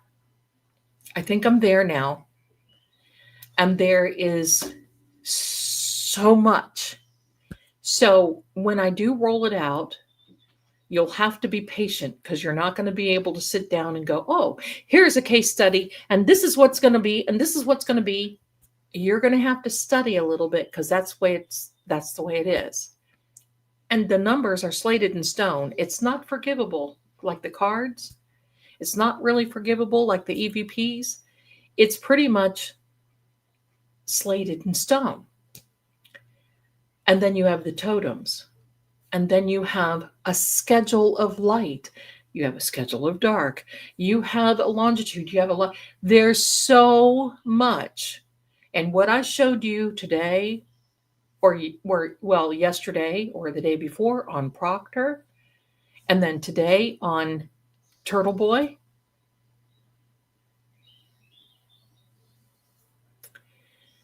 there's so much more. Because I started yesterday on Turtle Boy, and then and thank God, Virginia saved my bacon, because if I would have put that wrong, I would have felt the wrath of Turtle Boy, but it would have been okay because I probably would have deserved it if I put it out there and it was wrong. So, uh, so anyway, oh, I just heard a knock at my door. Hello, stay out there. So I just had some wrong information about his name. Someone gave me a name and I went with it without saying, and I felt that it was kind of off, but okay. So anyway, I took the first one down. Okay. Just took it down so that way nobody would, whatever. But the second one should be right on. And it's amazing. And I have been working on it since yesterday. I worked on proctors, the proctologist, the proctor, since, let's see, what was it? Since Sunday or Monday, I had been working on his. So it takes a minute, and it takes, that's why I like that. And everybody's kind of like, oh my gosh, that is so funny. You've got that, whatever. But I like those notebooks that have the grid in them because, and if you're going to do this, I would suggest that you get a reading or you get a notebook with a grid or with different shaded lines. I like the grids. That's my favorite because it keeps you straight. And I mean, the case studies that I have one of these books filled from just this week on the case studies. So that's why I go through these a lot. I probably need to put a grid book in my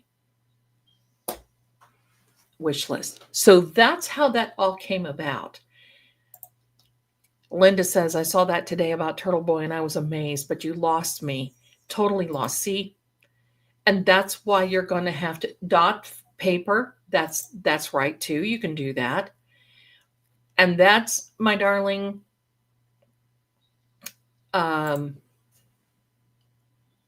it's okay. It's okay. Because I was going fast. If I didn't, that video would have been probably 2 or 3 hours long. And no.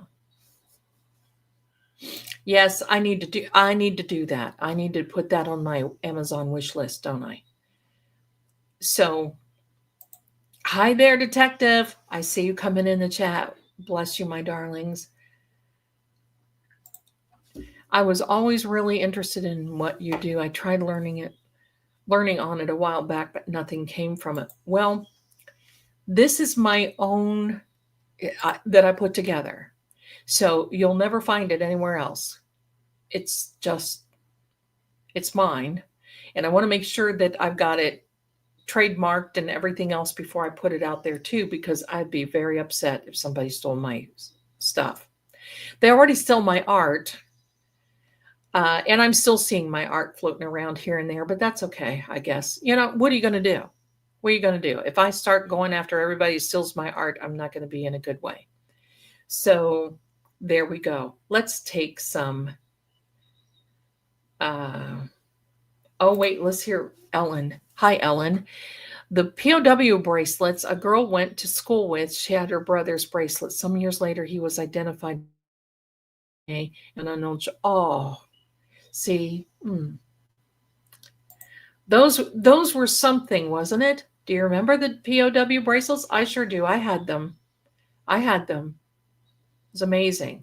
Let's go through some of your chats, my darlings. Let's go through some of your supers. All right. Mima, good evening, everyone. She's been here for a month, and we're very glad of it. Kat has been here for 2 months. Thank you so much. And Kylie, my darling, make sure you email me so your link to your YouTube, because YouTube does that. You're not the only one. YouTube has done that so I can make sure that you're unblocked. Okay. So there we go, my darling. Because I can't do it just by your name. I've looked. Denise been here for 4 months. Welcome, welcome. And look who here. Massachusetts Sunlit Rebel. We got a birthday, everybody, and you know what happens. Are you ready? Let's go. Happy birthday to you. Happy birthday to you. Happy birthday, dear sunlit rebel. Happy birthday to you and many more. There you go. Oh, look, somebody's coming to join in. When I sing, they all come a running. There you go. I'm hoping that you enjoy your day today. And thanks so much for spending it with us because we love having you here. Carrie is a new member. Welcome, welcome, my darling. Welcome, welcome. Janice says, great stories. Thank you. Love to you. Well, thank you and love to you back. Give me a second. I got to fix something. Give me a second. There we go. You know, sometimes running StreamYard is like sitting in the cockpit of an airplane. They seriously, if you would see all the gadgets and the buttons and the remove this and put up this and add this and do this, and it's like, holy moly, whatever, right? So thank you so much, my darling. Glad you're here. Kat Randall, my darling, has gifted 5 Lady Zelda Kelly memberships. Just love you. Thank you so much for that. I appreciate that very, very much. So there you are, my darlings. Oh, what are we doing here? That was my hair. Okay. Let's see what else is going on here. I want to check out the, you know what? I need a cake. I thought you said I need a Coke now. I might have been able to do something with the Coke, but not a cake. But I'd like to have a birthday cake. There's just something about birthday cake and wedding cake. If I could, okay, man, look at this, eating my hair. Goodbye. Wow. Seriously? There's something about birthday cake and wedding cake. What is it? It's like wedding cake. I told my son, you know what? I would get married just so I could wear the dress that I would design, wear my hair the way I wanted to, and eat all the wedding cake that I wanted to. I wouldn't want to get married, but hello. Joy, what's wrong with that? What's wrong with that? I'm always game for birthday cake. It's the frost, yes. But I think what they've been doing, what they do in these cakes, is it's the buttercream, but I think they use shortening. I think they use shortening in the icing. Maybe when I get moved, I need to. Ooh, he shed like crazy when he was up here. Woofy. Maybe I love yellow cake with chocolate frosting. That was my favorite. My grandmother always made that for my birthday when I was little. Maybe I just need to build an event barn and have an unmarried ceremony and just order nothing but peach pies, wedding cakes. Sounds like a plan to me. Chantilly cake. Oh, yeah, definitely so. Stephanie, my darling, thank you so much for my palm reading. It touched my heart. It made me cry. You're so amazing. Oh, well, don't cry. I'm so glad you enjoyed it. I was a little confused. The order had another name on it. So, I'm glad you got it. And I love your profile picture, by the way. I'm so happy that you love it. Very good. Very good. That's great. I'm so happy that you like it. I need a peach pie housewarming. I've been wanting peach pie since your story with Sheriff Not So, right? I don't know about you, but I think when we vote on the stories from this series, because we have 2 more left, I'm going to do another one next Thursday night, and then the following Thursday night will be the last one. And we don't know. I may have it again, but this streaming has been a little. It has been a little. It's a little much, but it's okay, right? I would rather do it because I'm having fun too. I love to see you all.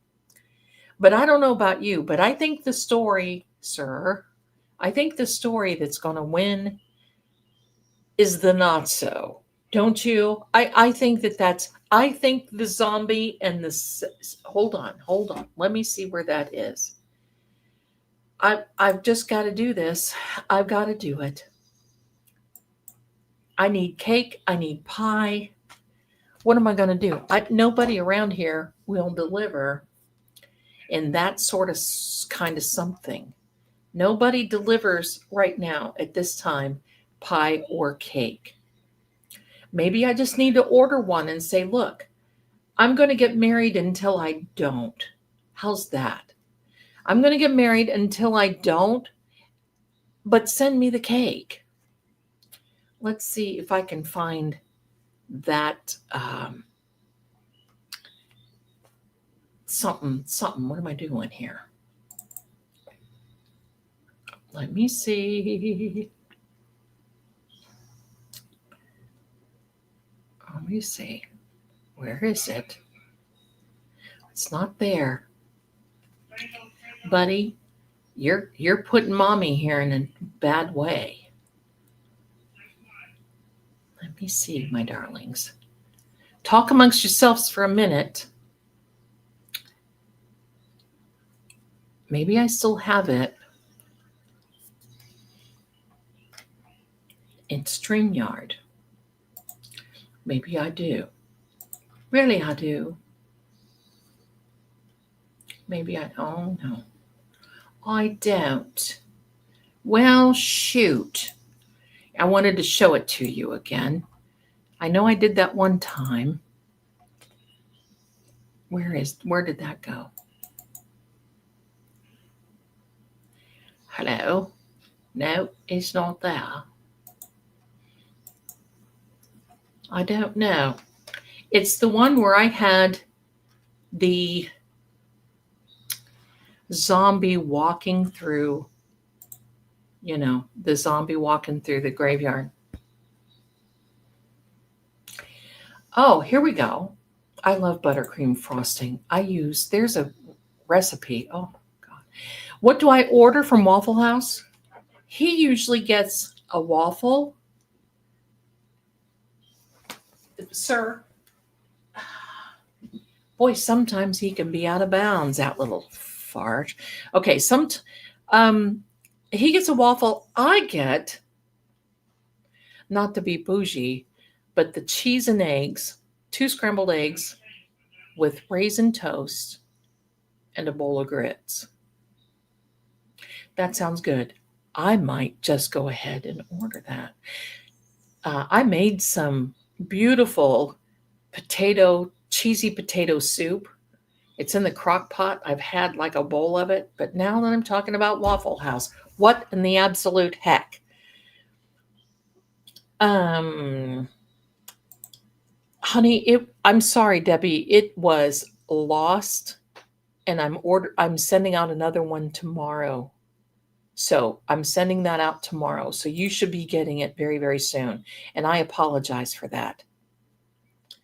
Because our post office, for some reason, likes to send things into the cosmic unknown. And they've raised their postage. So there we go. So sorry, honey. So sorry.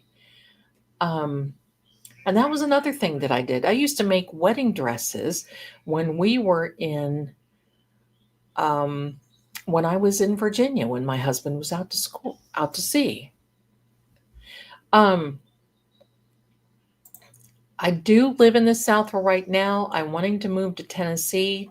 You won't really know the area that I moved to, but I like the South because I am from Ohio and I cannot take the cold winters. That's just it. Now, I've got to show you something. And please promise me that you all won't be jealous when you see this. I know it's going to be hard. I know. Are you ready? Are you? I know you're ready. Are you ready?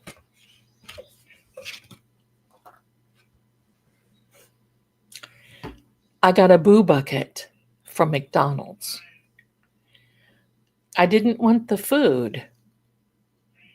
I didn't want the food. But look at the boo bucket that they gave me. I thought I was going to get a pumpkin. And I got a kitty. Now how cool is that? Look at these little faces on the this is my little boo bucket. So if I decide I want to go trick or treating, wait, there's more. They send you a little lid, and check this out. Glow in the dark stickers. Is this not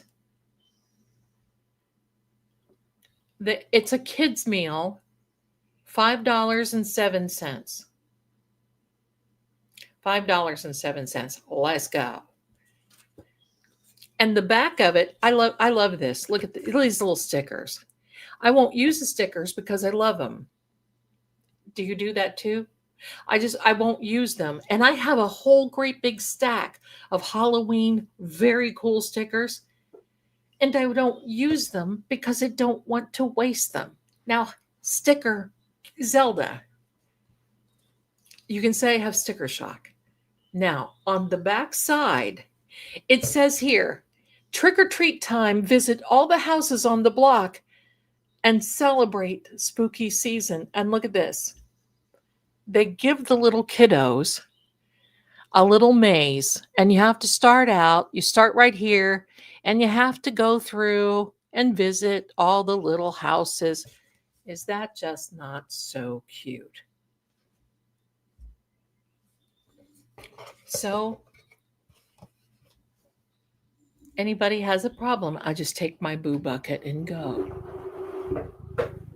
There we are. I love it. Mister, do not come up here and chew my hair, or someone will be gone. Is there a link to the other stories? Hi, my darling. The other stories are in a playlist in my channel. They are in both channels, but in my channel, there's a playlist that is called Help, I'm Haunted. You should be able to find it pretty easily. You should be able to find them. And if it'll help you, they're every Thursday night. We've been doing it for 6 weeks, maybe 6 weeks. So there you are. Yeah. And here's the thing. This man, stop eating my hair. Look at this face. Is that a face that you can really be upset with? No. Goodbye. He eats my hair. And he was walking around the other day. He had a piece of it about that long, walking around with it hanging out of his mouth.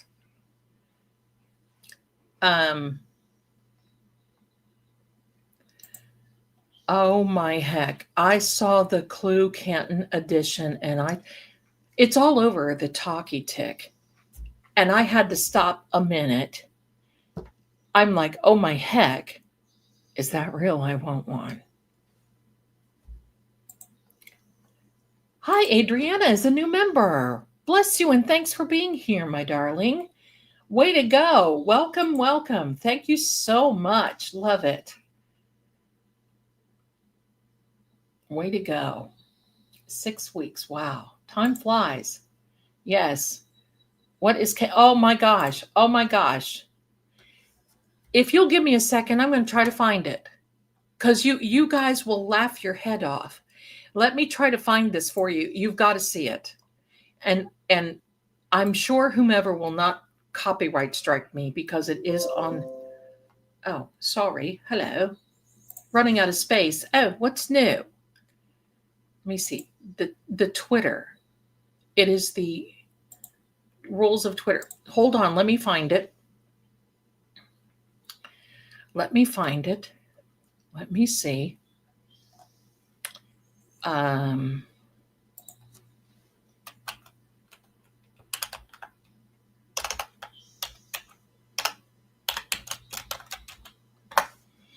Let me find it. I'll find it. Maybe.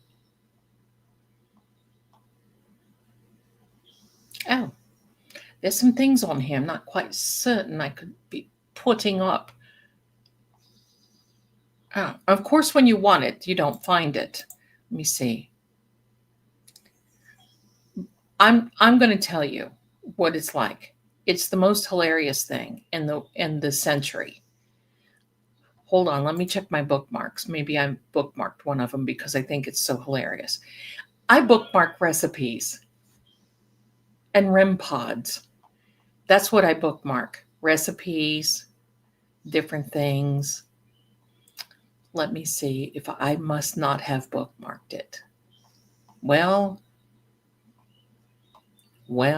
there's the little mushroom. Well, I'll find it. Here's what it is. My darlings, Canton Clue. As you know, the game Clue, they have these little figures. It's like a commercial, like the ones at Christmas that you see for little kids' toys. And they'll say, "Oh, look at the Canton Clue. Look, we have this murderer outside of 34 Fairview Road." And it looks like a toy. 34 Fairview, the clue is good. The clue is good. They have a car wash. They have a one that is the Sally Port. Pull in they have this like an SUV thing, looks like Karen's, that pulls into the Sally Port, and you see tape on the one rear of it is hysterical. I'll have to find those and show those, because I just think that is the most funny thing going in the library with a candlestick. That's right. It's hilarious. Do you know that I wanted to do something like Clue and have a members only and do something every week, and YouTube won't allow it? Yeah, it's funny. I'll show you. I'll show you. The next time I see them, I'll bookmark them and then I'll show them. I love Hello.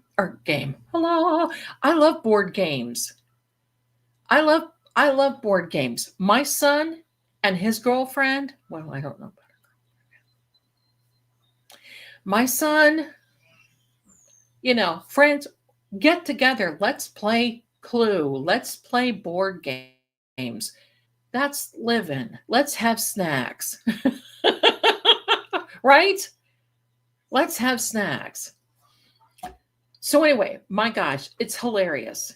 On the Tubes of You with their rules. That's right. That's right. So anyway, we're busy anyhow. So that's the thing. Let's have a giveaway, my darlings. What do you say? Let's have a giveaway. I'm on here. Chatty. Let me take this banner fuel. That was a commercial I used to sing back in the day in Spokane. I can, and here's the thing, my darlings. I seriously cannot do anything right now because I have this paranormal thing that I'm gearing up for. I have all of this, and it just seems I am so blessed, and I'm not complaining, but that's what a rice jar does for you. I just want you to know. A rice jar, my rice bowl, is like, oh, let's just you want to manifest? Let me show out, Zelda. Come on, this is the universe. Oh, Zelda, let me just show out, darling. Let me just show you. Let me just show out. Who sent me a Venmo? Let me see who it is. Zelda, do not read this. Zelda, do not read this. Thank you, my darling. It's going to be fine. I love Pinnacle. I love cards. Euchre. Until when I was little, when I was playing cards with my grandparents, and it would mess me up because I became a cartomancer, and I kept saying to my grandma, this card, and she's like, shh. So anyway, I have asked Miss Melanie. She's just as busy as I am. Maybe in November she can come back. I have asked Attorney Nan. I think Attorney Nan is going to come back. The Cab DJ and Boston Bia will be here again. We can always have Misdemeanor back. She loved it when she came. But here's what I want to do. Don't know if any of you saw Attorney Nan and I when I was reading cards or Misdemeanor. What I would like to do, and maybe I can get Attorney Nan to come on. She might be a little bit more available than Attorney Melanie, because I know Melanie's got kids and career and all this, and she's really in high demand. Well, so is Attorney Nan, both of them. But what I want is for one of these beautiful ladies and gentlemen to come on and say, let's talk about this case. What do you think about this? Because if you watched when Attorney Nan was on here, she was asking me about a case she had. And so she was asking me, and I was sharing what the cards had to say. We might be able to throw in a little bit of the Zelda. Don't know. We can do it. We'll see. How's about, my darlings? Let's have a giveaway. Here is the prize, a 1-month subscription. So get ready, my darlings, 1-month subscription to Stream Beacon TV. Be careful, there are 2 Beacon TVs. So this is Stream Beacon TV. Yes, it is on a playlist and it is under True Crime. No, it could be under Live with Zelda too. You'll have to look at that. You'll have to look. Okay, so, and when you win, the winner, email me and say, I won. And then, my darlings, hold on a second. Then, my darlings,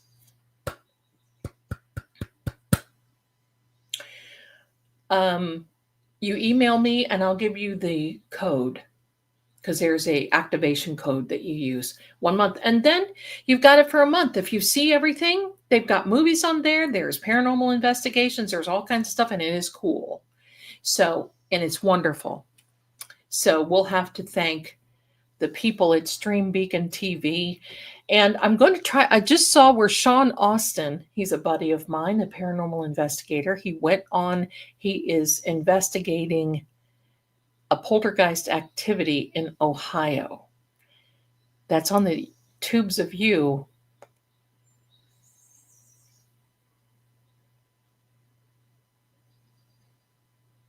I had an idea. Maybe I'll ask him one of these days if I can collaborate on a stream or something when he's going out and whatever. You can talk to him. He's a great guy. He's also a demonologist. Then we have my vampire boyfriend. Boyfriend? What? Lord Gregor, please don't listen to that. Okay, here we go. Let's have a, what do you say? Oh, let's have a, where am I? Giveaway. Here we are. Now I'm going to give you, and please enter one time.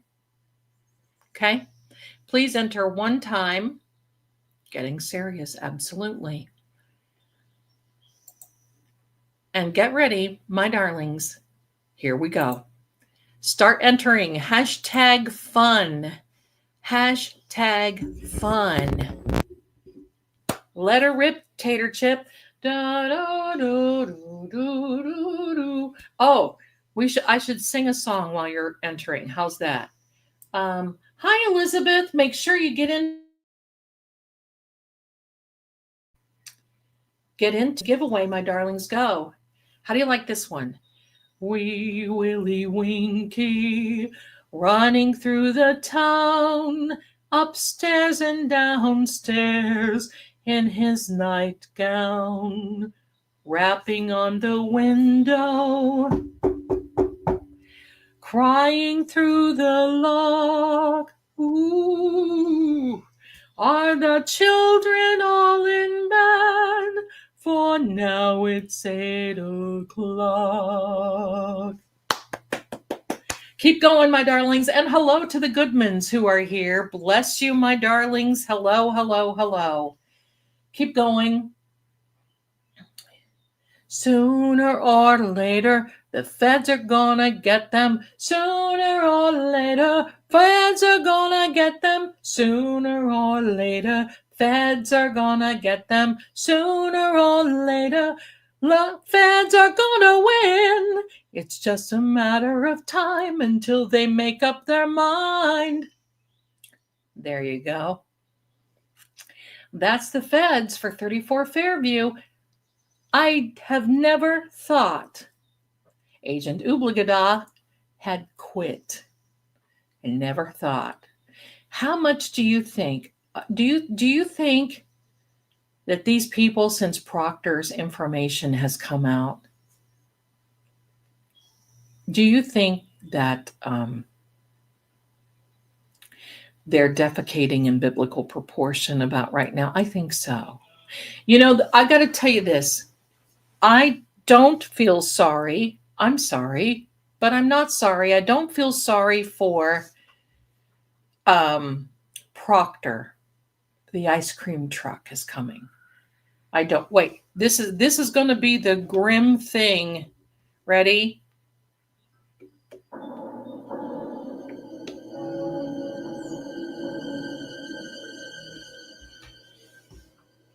They're coming for you, Bad Actors Guild. Oh, they are shooketh. Now, I do not feel sorry for Proctor. I feel sorry for his children.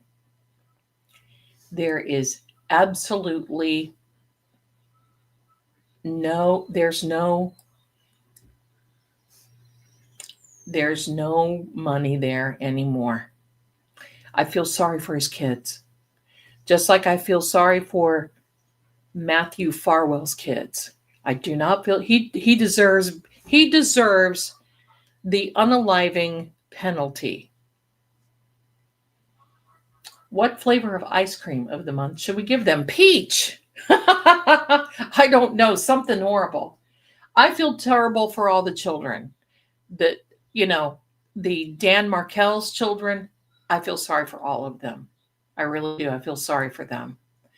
Because while we are celebrating seeing justice, I feel sorry for John O'Keefe's niece and nephew. Imagine Rocky Road. Oh my gosh. That just gave me an idea for more merchandise. The ice cream truck with Rocky Road. Oh my gosh. No more Superman for them.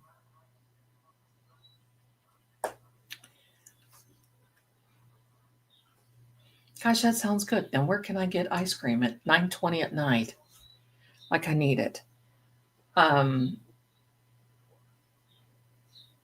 Oh, Pebbles. That's great, darling. Snow cone flavor, right? Blue paint moon. Blue paint moon, right? How about black licorice? Oh, my dad used to eat black licorice ice cream. That was the most sickening thing. Oh my gosh. Did you need the little toe tapper? Good. Rocky Road ahead of them. Go. Don't forget, keep entering, my darlings. We have over 150 people here with both channels. And we only have 35 entries. Come on, my darlings, get in here. Let's have some fun. Hashtag fun. Let's go. I wish I could get some hunky FBI agent on here. Right? Snow cone flavor is real though. They don't have a flavor. It just tastes like snow. But I feel sorry for these kiddos. We will be doing EVPs for Sandra. We will be doing EVPs for John. I think John's got some more to say. Come on, my darlings. Come on in.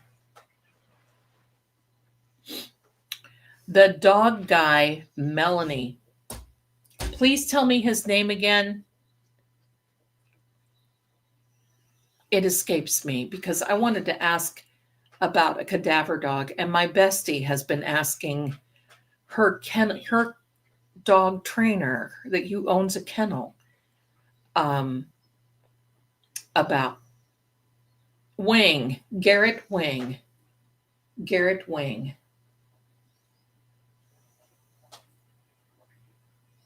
Ian Whiffen, my darling, was with Celebrite. No, I'm not going to have Celebrite on here. Oh, my heck. Garrett Wing. Yes. Hello. So see, I remember after this was over, June 18th, everyone, even though we celebrated Karen being acquitted, there was a void. It was kind of like we got up the next day because it was on a Thursday, and we got up the fruit punch. There you go. We got up the next day, and it was like, we're going to have it in just a second, Joy. And it was kind of like we all felt this left because for how many years we were all together watching the Karen Read trial. It was an event. It was not only a trial, it was an event. Believe me, we got so much content. Okay, last call, my darlings. Let's go. Let's go. Last call. Here we are. We have 40 people in here, and now we are drawing. I'm sorry if it's too late.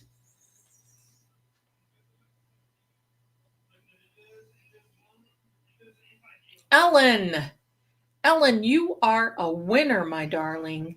Ellen, you are a winner. It was an episode for sure. We were missing justice of the actual persons who did it. We're still, that's going to be another thing.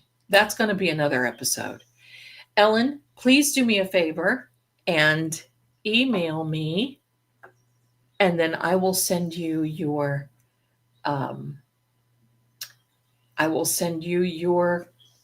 code. Thank you so much. We will have another drawing on Saturday night, then one on next Thursday, one on next Saturday. Now listen, I got to tell you this, my darlings. First of all, we are, in fact, let me check something first. Let me check on something. Let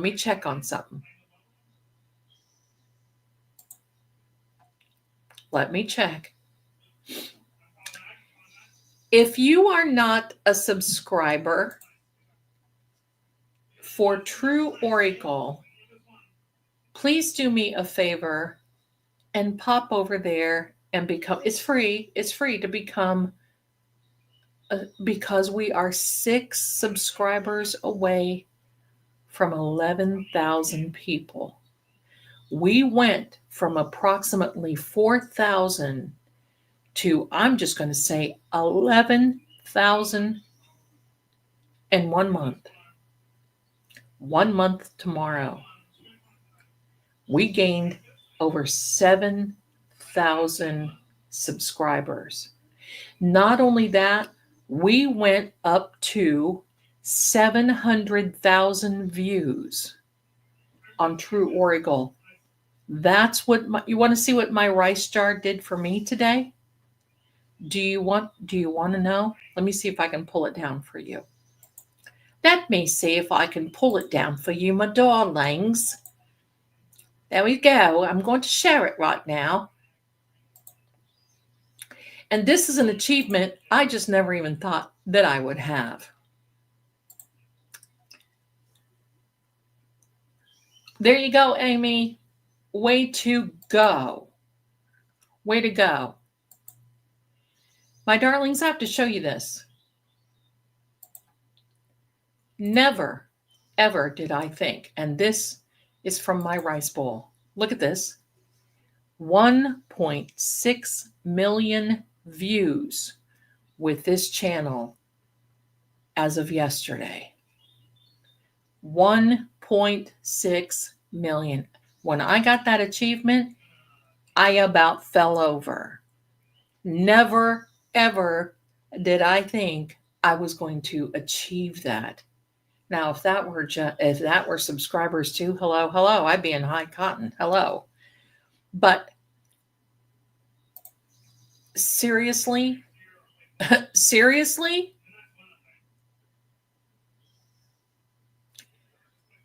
when I got that this morning, I was like, what? The Goodmans. Thank you so much, my darlings. You are so wonderful. Have gifted one membership to Fate and Fortune. Thank you so much. And maybe somebody will just subscribe. It doesn't cost anything. And if you come in here, you have to be prepared because you know I'm a talker. I'm a talker.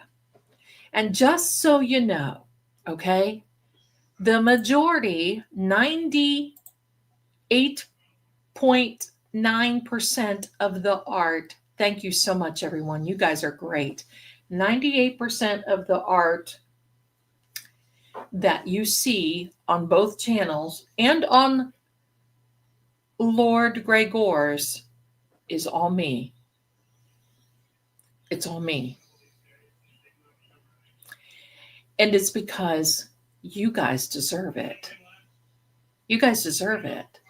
If you're here and you're wanting to be entertained, and if you're having memberships, then betcha by golly wow, you need to be entertained. You need to be happy while you're sitting here.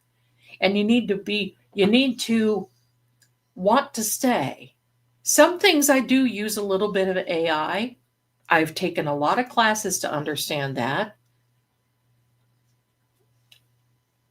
Good night, Joy, my darling. Thank you, thank you. Thank you to each and every one of you. But I want to give you something back because you know what? I get sometimes sometimes in True Oracle, I get people who get mad and say, oh my gosh, you're telling us the same thing everybody else is telling us. Oh my gosh, I'm not a legal channel. I'm far from being a legal beagle. I let that up to our talented, beautiful law tubers. I do my own gig. I'm my thing here. So you may hear a little bit of something, but yeah. Detective, you are so cute. She's an icon. She's a legend. I'm a legend in my own mind. She's our Lady Zelda. Thank you so much, my darlings. Oops. I can't get my fingers to work all at the same time. Thank you. You guys are fantastic. I ignore the hate. I've got my filters set so high on our YouTube channels that some of these little game things that I posted, like in the community tab, you know, you were born in this, you're either this or you're this or you're this. And I kept thinking, why aren't people responding? And then it dawned on me. I went to the held comments because I had devil, witch, all that stuff in the held comments. So there we go. There we go. My darlings, thank you so much. But if you get a chance to come over there, this is Shaggy Noodle again. Thank you, Amy. If you get a chance to come over there, and please just subscribe. It doesn't cost anything. Just pop. Oh, we got one new subscriber. We're 5 from it. We're 5 from it. Now let me tell you what's going to happen, my darlings. Thank you so much. Let me tell you what's going to happen, my darlings. When we hit 13,000 subscribers on True Oracle, we are not that far from it. 2,000 subscribers only. We're not that far. I'm going to tell you what we're going to do. I have an extra House of Zelda card deck.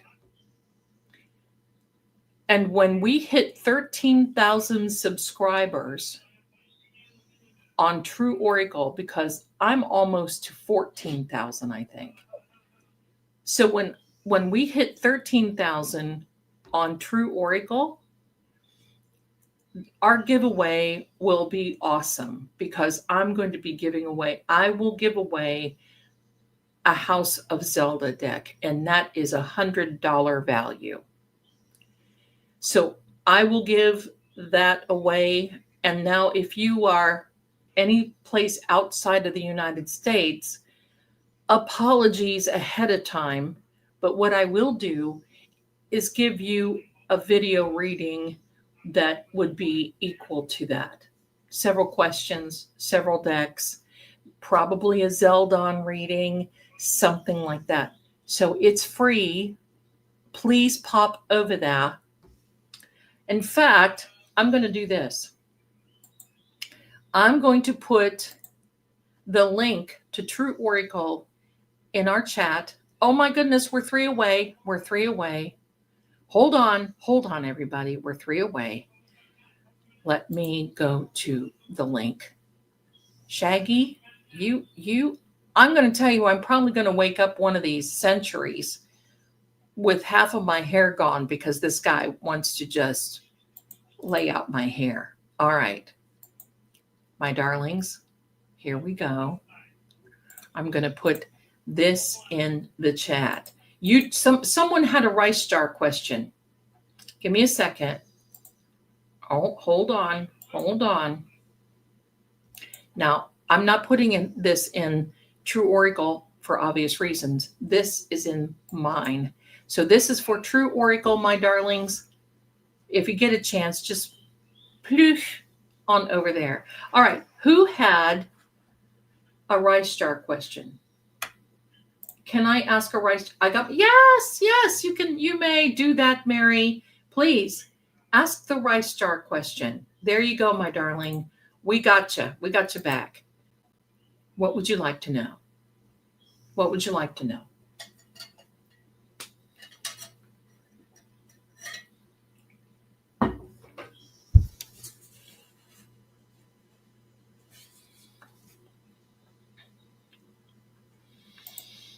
You're so sweet. Thank you so much. There you go. Okay. I made my rice jar just based on zero knowledge. Well, there are notes and money in it. Okay. So tell me, my darling, what's wrong with your rice jar? What do you think is wrong with it? Because I bet there's nothing wrong with it. And I'm sure you had more knowledge than zero knowledge. So what do you think? And of course, you may redo it all the time. Okay, my darling, you don't have to follow the manual. The manual is a guide. Give me a second. Before you came here, darling girl, I started out with this as a rice jar. And I put money in here and notes and this and that. And then I grew to this. Then I used this as a rice jar. Oh, this is Petey. I thought it was Shaggy. This is Pink Nose Petey because he's looking at my son because this is my son's cat. Look at him. Folding over like a pretzel. Oh, look. He's like, get me down out of here. I've got to go see my man. Free again. So I went from 1 to 1 to 1. Now my rice Joel and bowl is a jar. He's a fluffy boy. He's big, but oh my goodness, they tickle my nose. So I went from this and this, and you can see this is the kind of coffee because I've gone through 2 coffee makers, and for some reason something happens and they go kaput. My next one, I want to be a Nescafe in another life. But I have a Keurig now. This is just as good. I make instant coffee just as good as if it were brewed. Don't tell Mark Betterow that. But I love that. But I went from this to this, and now I have a rice bowl. And I put cinnamon in it because cinnamon attracts good things. I put cinnamon in it. I do. And there's not a rule. If you don't have a glass jar, you can use a plastic jar. But I use a bowl. And I put it out near on the table by the kitchen. It's a high top table. So every time I go through there, I just take my finger and stir it and just say, thanks for all the blessings that I'm getting. Thanks for all the blessings that I'm getting. And I'm going to tell you, you're seeing that as a result because Mrs. Marie and I both said, let's manifest our channels. And it'll be 1 month tomorrow. We did that on the 22nd of September. On the 24th of September, I uploaded a video. And that thing went up to I think it's almost 70,000 views. One of them now. What? 70,000 views. There's another one. They're all pretty much getting minimum 10,000 views each. I'm not doing that on my channel. And there's reasons that I'm not. But so here we are. Ouch, ouch. Of course it is. Of course it is, Amy. Of course it is. Absolutely, of course it is. So when you can do cinnamon, you can do clove, you can orange. If you have orange scent, that is wunderbar. Do that. Yes. Yes. Stop with the fingernails. So absolutely, there's not hard, fast rules because it's not about the rice and it's not about the jar. It's about the intention. Because here's what happens. You can do a bay leaf. It's wonderful. But here, and what you can do is take a pen or a pencil and mark on your bay leaf, a marker. I have a bay leaf in mine that's got the picture of a home. Hey, buddy, can you do me a favor? Do you see my rice jar up there? Do you my bowl? My son's making fun of me. That's okay. I know I'm loved when they make fun of me. I have Twix Spring, right? Right? I drew a picture of a little house on my bay leaf, stuck it into my rice bowl. It's that little white. Get down, son. Not that son, that furry one. Thank you, buddy. Okay, you're going to meet him next Wednesday night. So get ready. The banter. This is my rice bowl. You see this? And those dark spots there are cinnamon. I've got a very good smelling little something or other in there. It's called hotel smell. I love it. You stir it around. It's like, oh my gosh. Here's one little note. Now, this is going to sound really weird. I knew because, I'm a press-on nail girl. These are mine, okay? Because I can't wear the press-on nails often because I have my hands in water too much. So I saw this beautiful set of nails. Buddy, I swear, these kitties. I had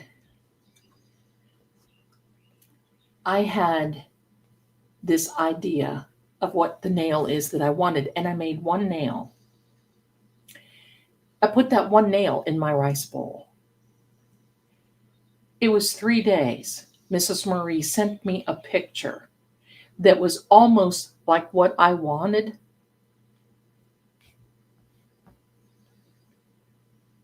I about shape-shifted, and I got those nails. Hello. So you see, that's how things go. How do you make the rice bowl? Well, honey, I had the rice jar. I poured that into the bigger jar, and then I poured it.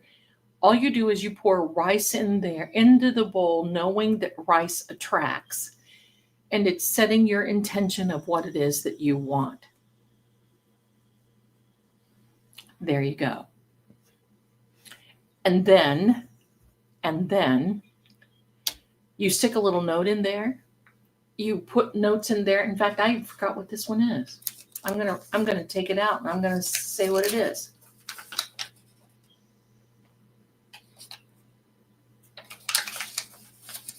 I thought it was that. You can put a little bit of cinnamon in there. You can put, and believe me, now there are some, and you might want to check on True Oracle, the Manifestation Mondays, because I talk about the rice bowls and rice jars often, okay? So I talk nice to my rice jar. Oh man, I'm thankful. Oh yes. Now here's the thing. How specific should we be, Karen? Well, I'm going to say you should be as specific as you possibly can be, knowing that, knowing that you're setting your intention, you're setting your goal. As an example, for the house that I want, I have set a certain expectation. I don't like a corner fireplace. I like a fireplace in the middle because I like things symmetrical. So that's what I like. I don't want an eat-in kitchen. If I have an eat-in kitchen, I want a separate dining room. Those are the things that I put in my rice jar. The universe has this wonderful way of wrapping it all around together. And it's amazing because when I look on realtor.com, I actually have choices that have just about everything in that I want, including the acreage, including the fireplaces, the fireplace count, the garage. Wait, hold on. We can't go anywhere without hearing this. The garage, essentially. So the garage that I want, we have to, everything. Just know that when you get on that same wavelength, that same frequency as your garage, that choices will start coming to you. Same thing about relationships. Now be careful. If you're trying to manifest a relationship and you put what it is you want with someone, believe me, you're going to start getting on that wavelength. And I want you to remember that it's just like a radio station. You got to keep changing the frequency until you find the song you want. The same thing. You got to keep changing the frequency until you find the right mate for you. And make sure that it's Mr. Right and not Mr. or Mrs. Right now. That's what you have to remember, because just making sure that you don't say, oh my gosh, I did this and the person that I want came to me immediately. However, this person is a dud. He's like when you open the door on Mystery Date and you get the dud standing there. But I guess I have to take him because after all, the universe sent. No, you don't have to take him. The universe sent because you're getting onto that. You're getting onto that frequency. Okay, so there may be some things there that resonate with you, just like with Mr. Mystery Date, but he's only Mr. Right now. He's not Mr. and Mrs. Right. So with that being said, you got to be on the lookout, because things are going to start coming your way. Opportunity is going to start coming your way. As an example, Mrs. Marie and I and she's always coming into money. Things are coming in for me. And Mrs. Marie put some things in her rice jar I never thought I would see, and it's here. But I put success with my YouTube channel, success with my business, success. And I'm telling you, I have to pick and choose the projects that I'm going to be doing coming in the next. Let's just hope I can live that long to do everything that I want to do, because I have all this wonderful stuff, and it really is about how do I pick and choose? Because it's not, here's the key, I have attracted it, I have manifested it, now I choose it. And with myself in focus, keeping myself in focus, I got to make sure that what I choose I can do and not just try to do it all at once. So I'm doing it all, but I'm doing it all half hind end, if you know what I mean. So there we are, my darlings. I hope that explains it. Susie, how often do you add something to your jar? Or thank it, Zelda. I add stuff. I mean, if you want to add it to your every day, you can do it every day. When I walk through, I put it so I can see it when I'm in the rooms, when I go from room to room. And I'll stir it 1 or 2 times with my finger and say thank you, and boomola, I'm off to the races. So there's not a hard, fast rule, but you've got to keep your intention toward it. You got to keep your intention toward it. And that's the cool thing. Do we put intention that we have in the jar all at once or over time? You can do it all at once. And if you run out of room, because one of these days, this bowl's going to have to get bigger. So I went from a little jar to a big jar, and then I'm going to this medium-sized bowl. My goodness, I'm going to end up with a gallon bucket here pretty quick. So anyway,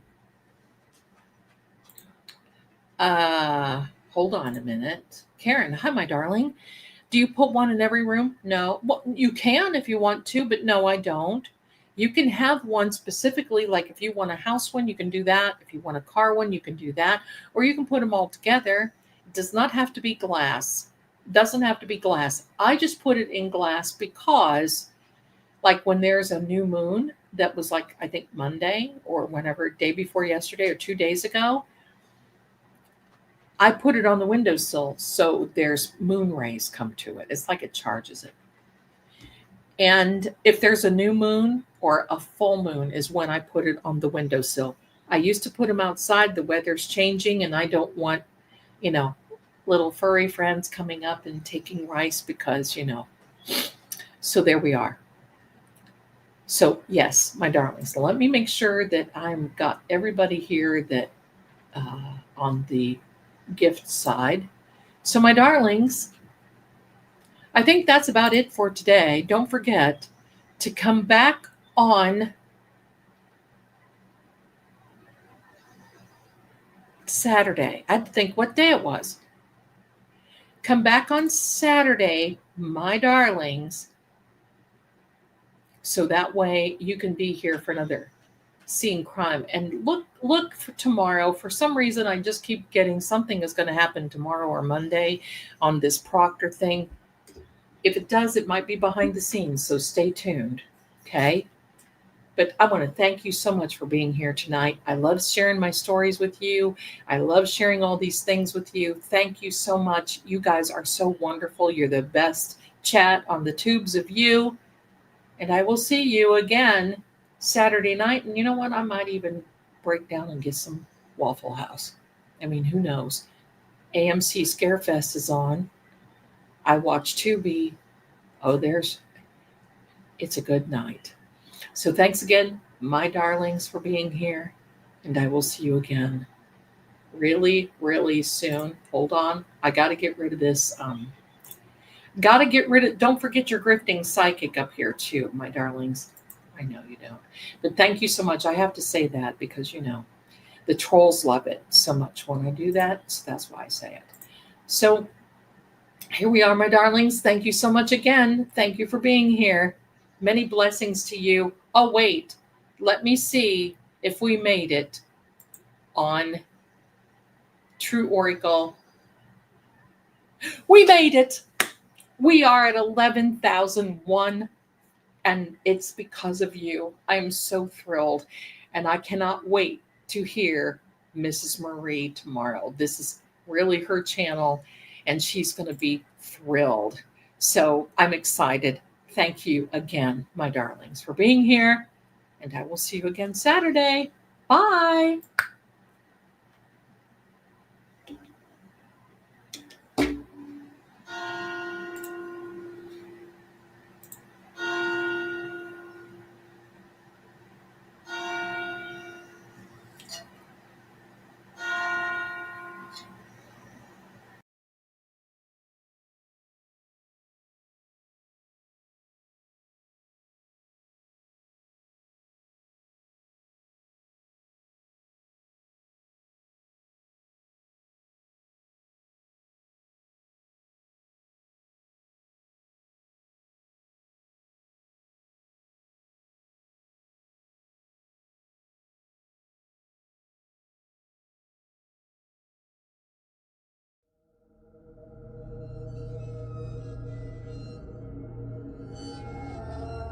And so the lantern fades, but the shadows remain. This story may end here, or perhaps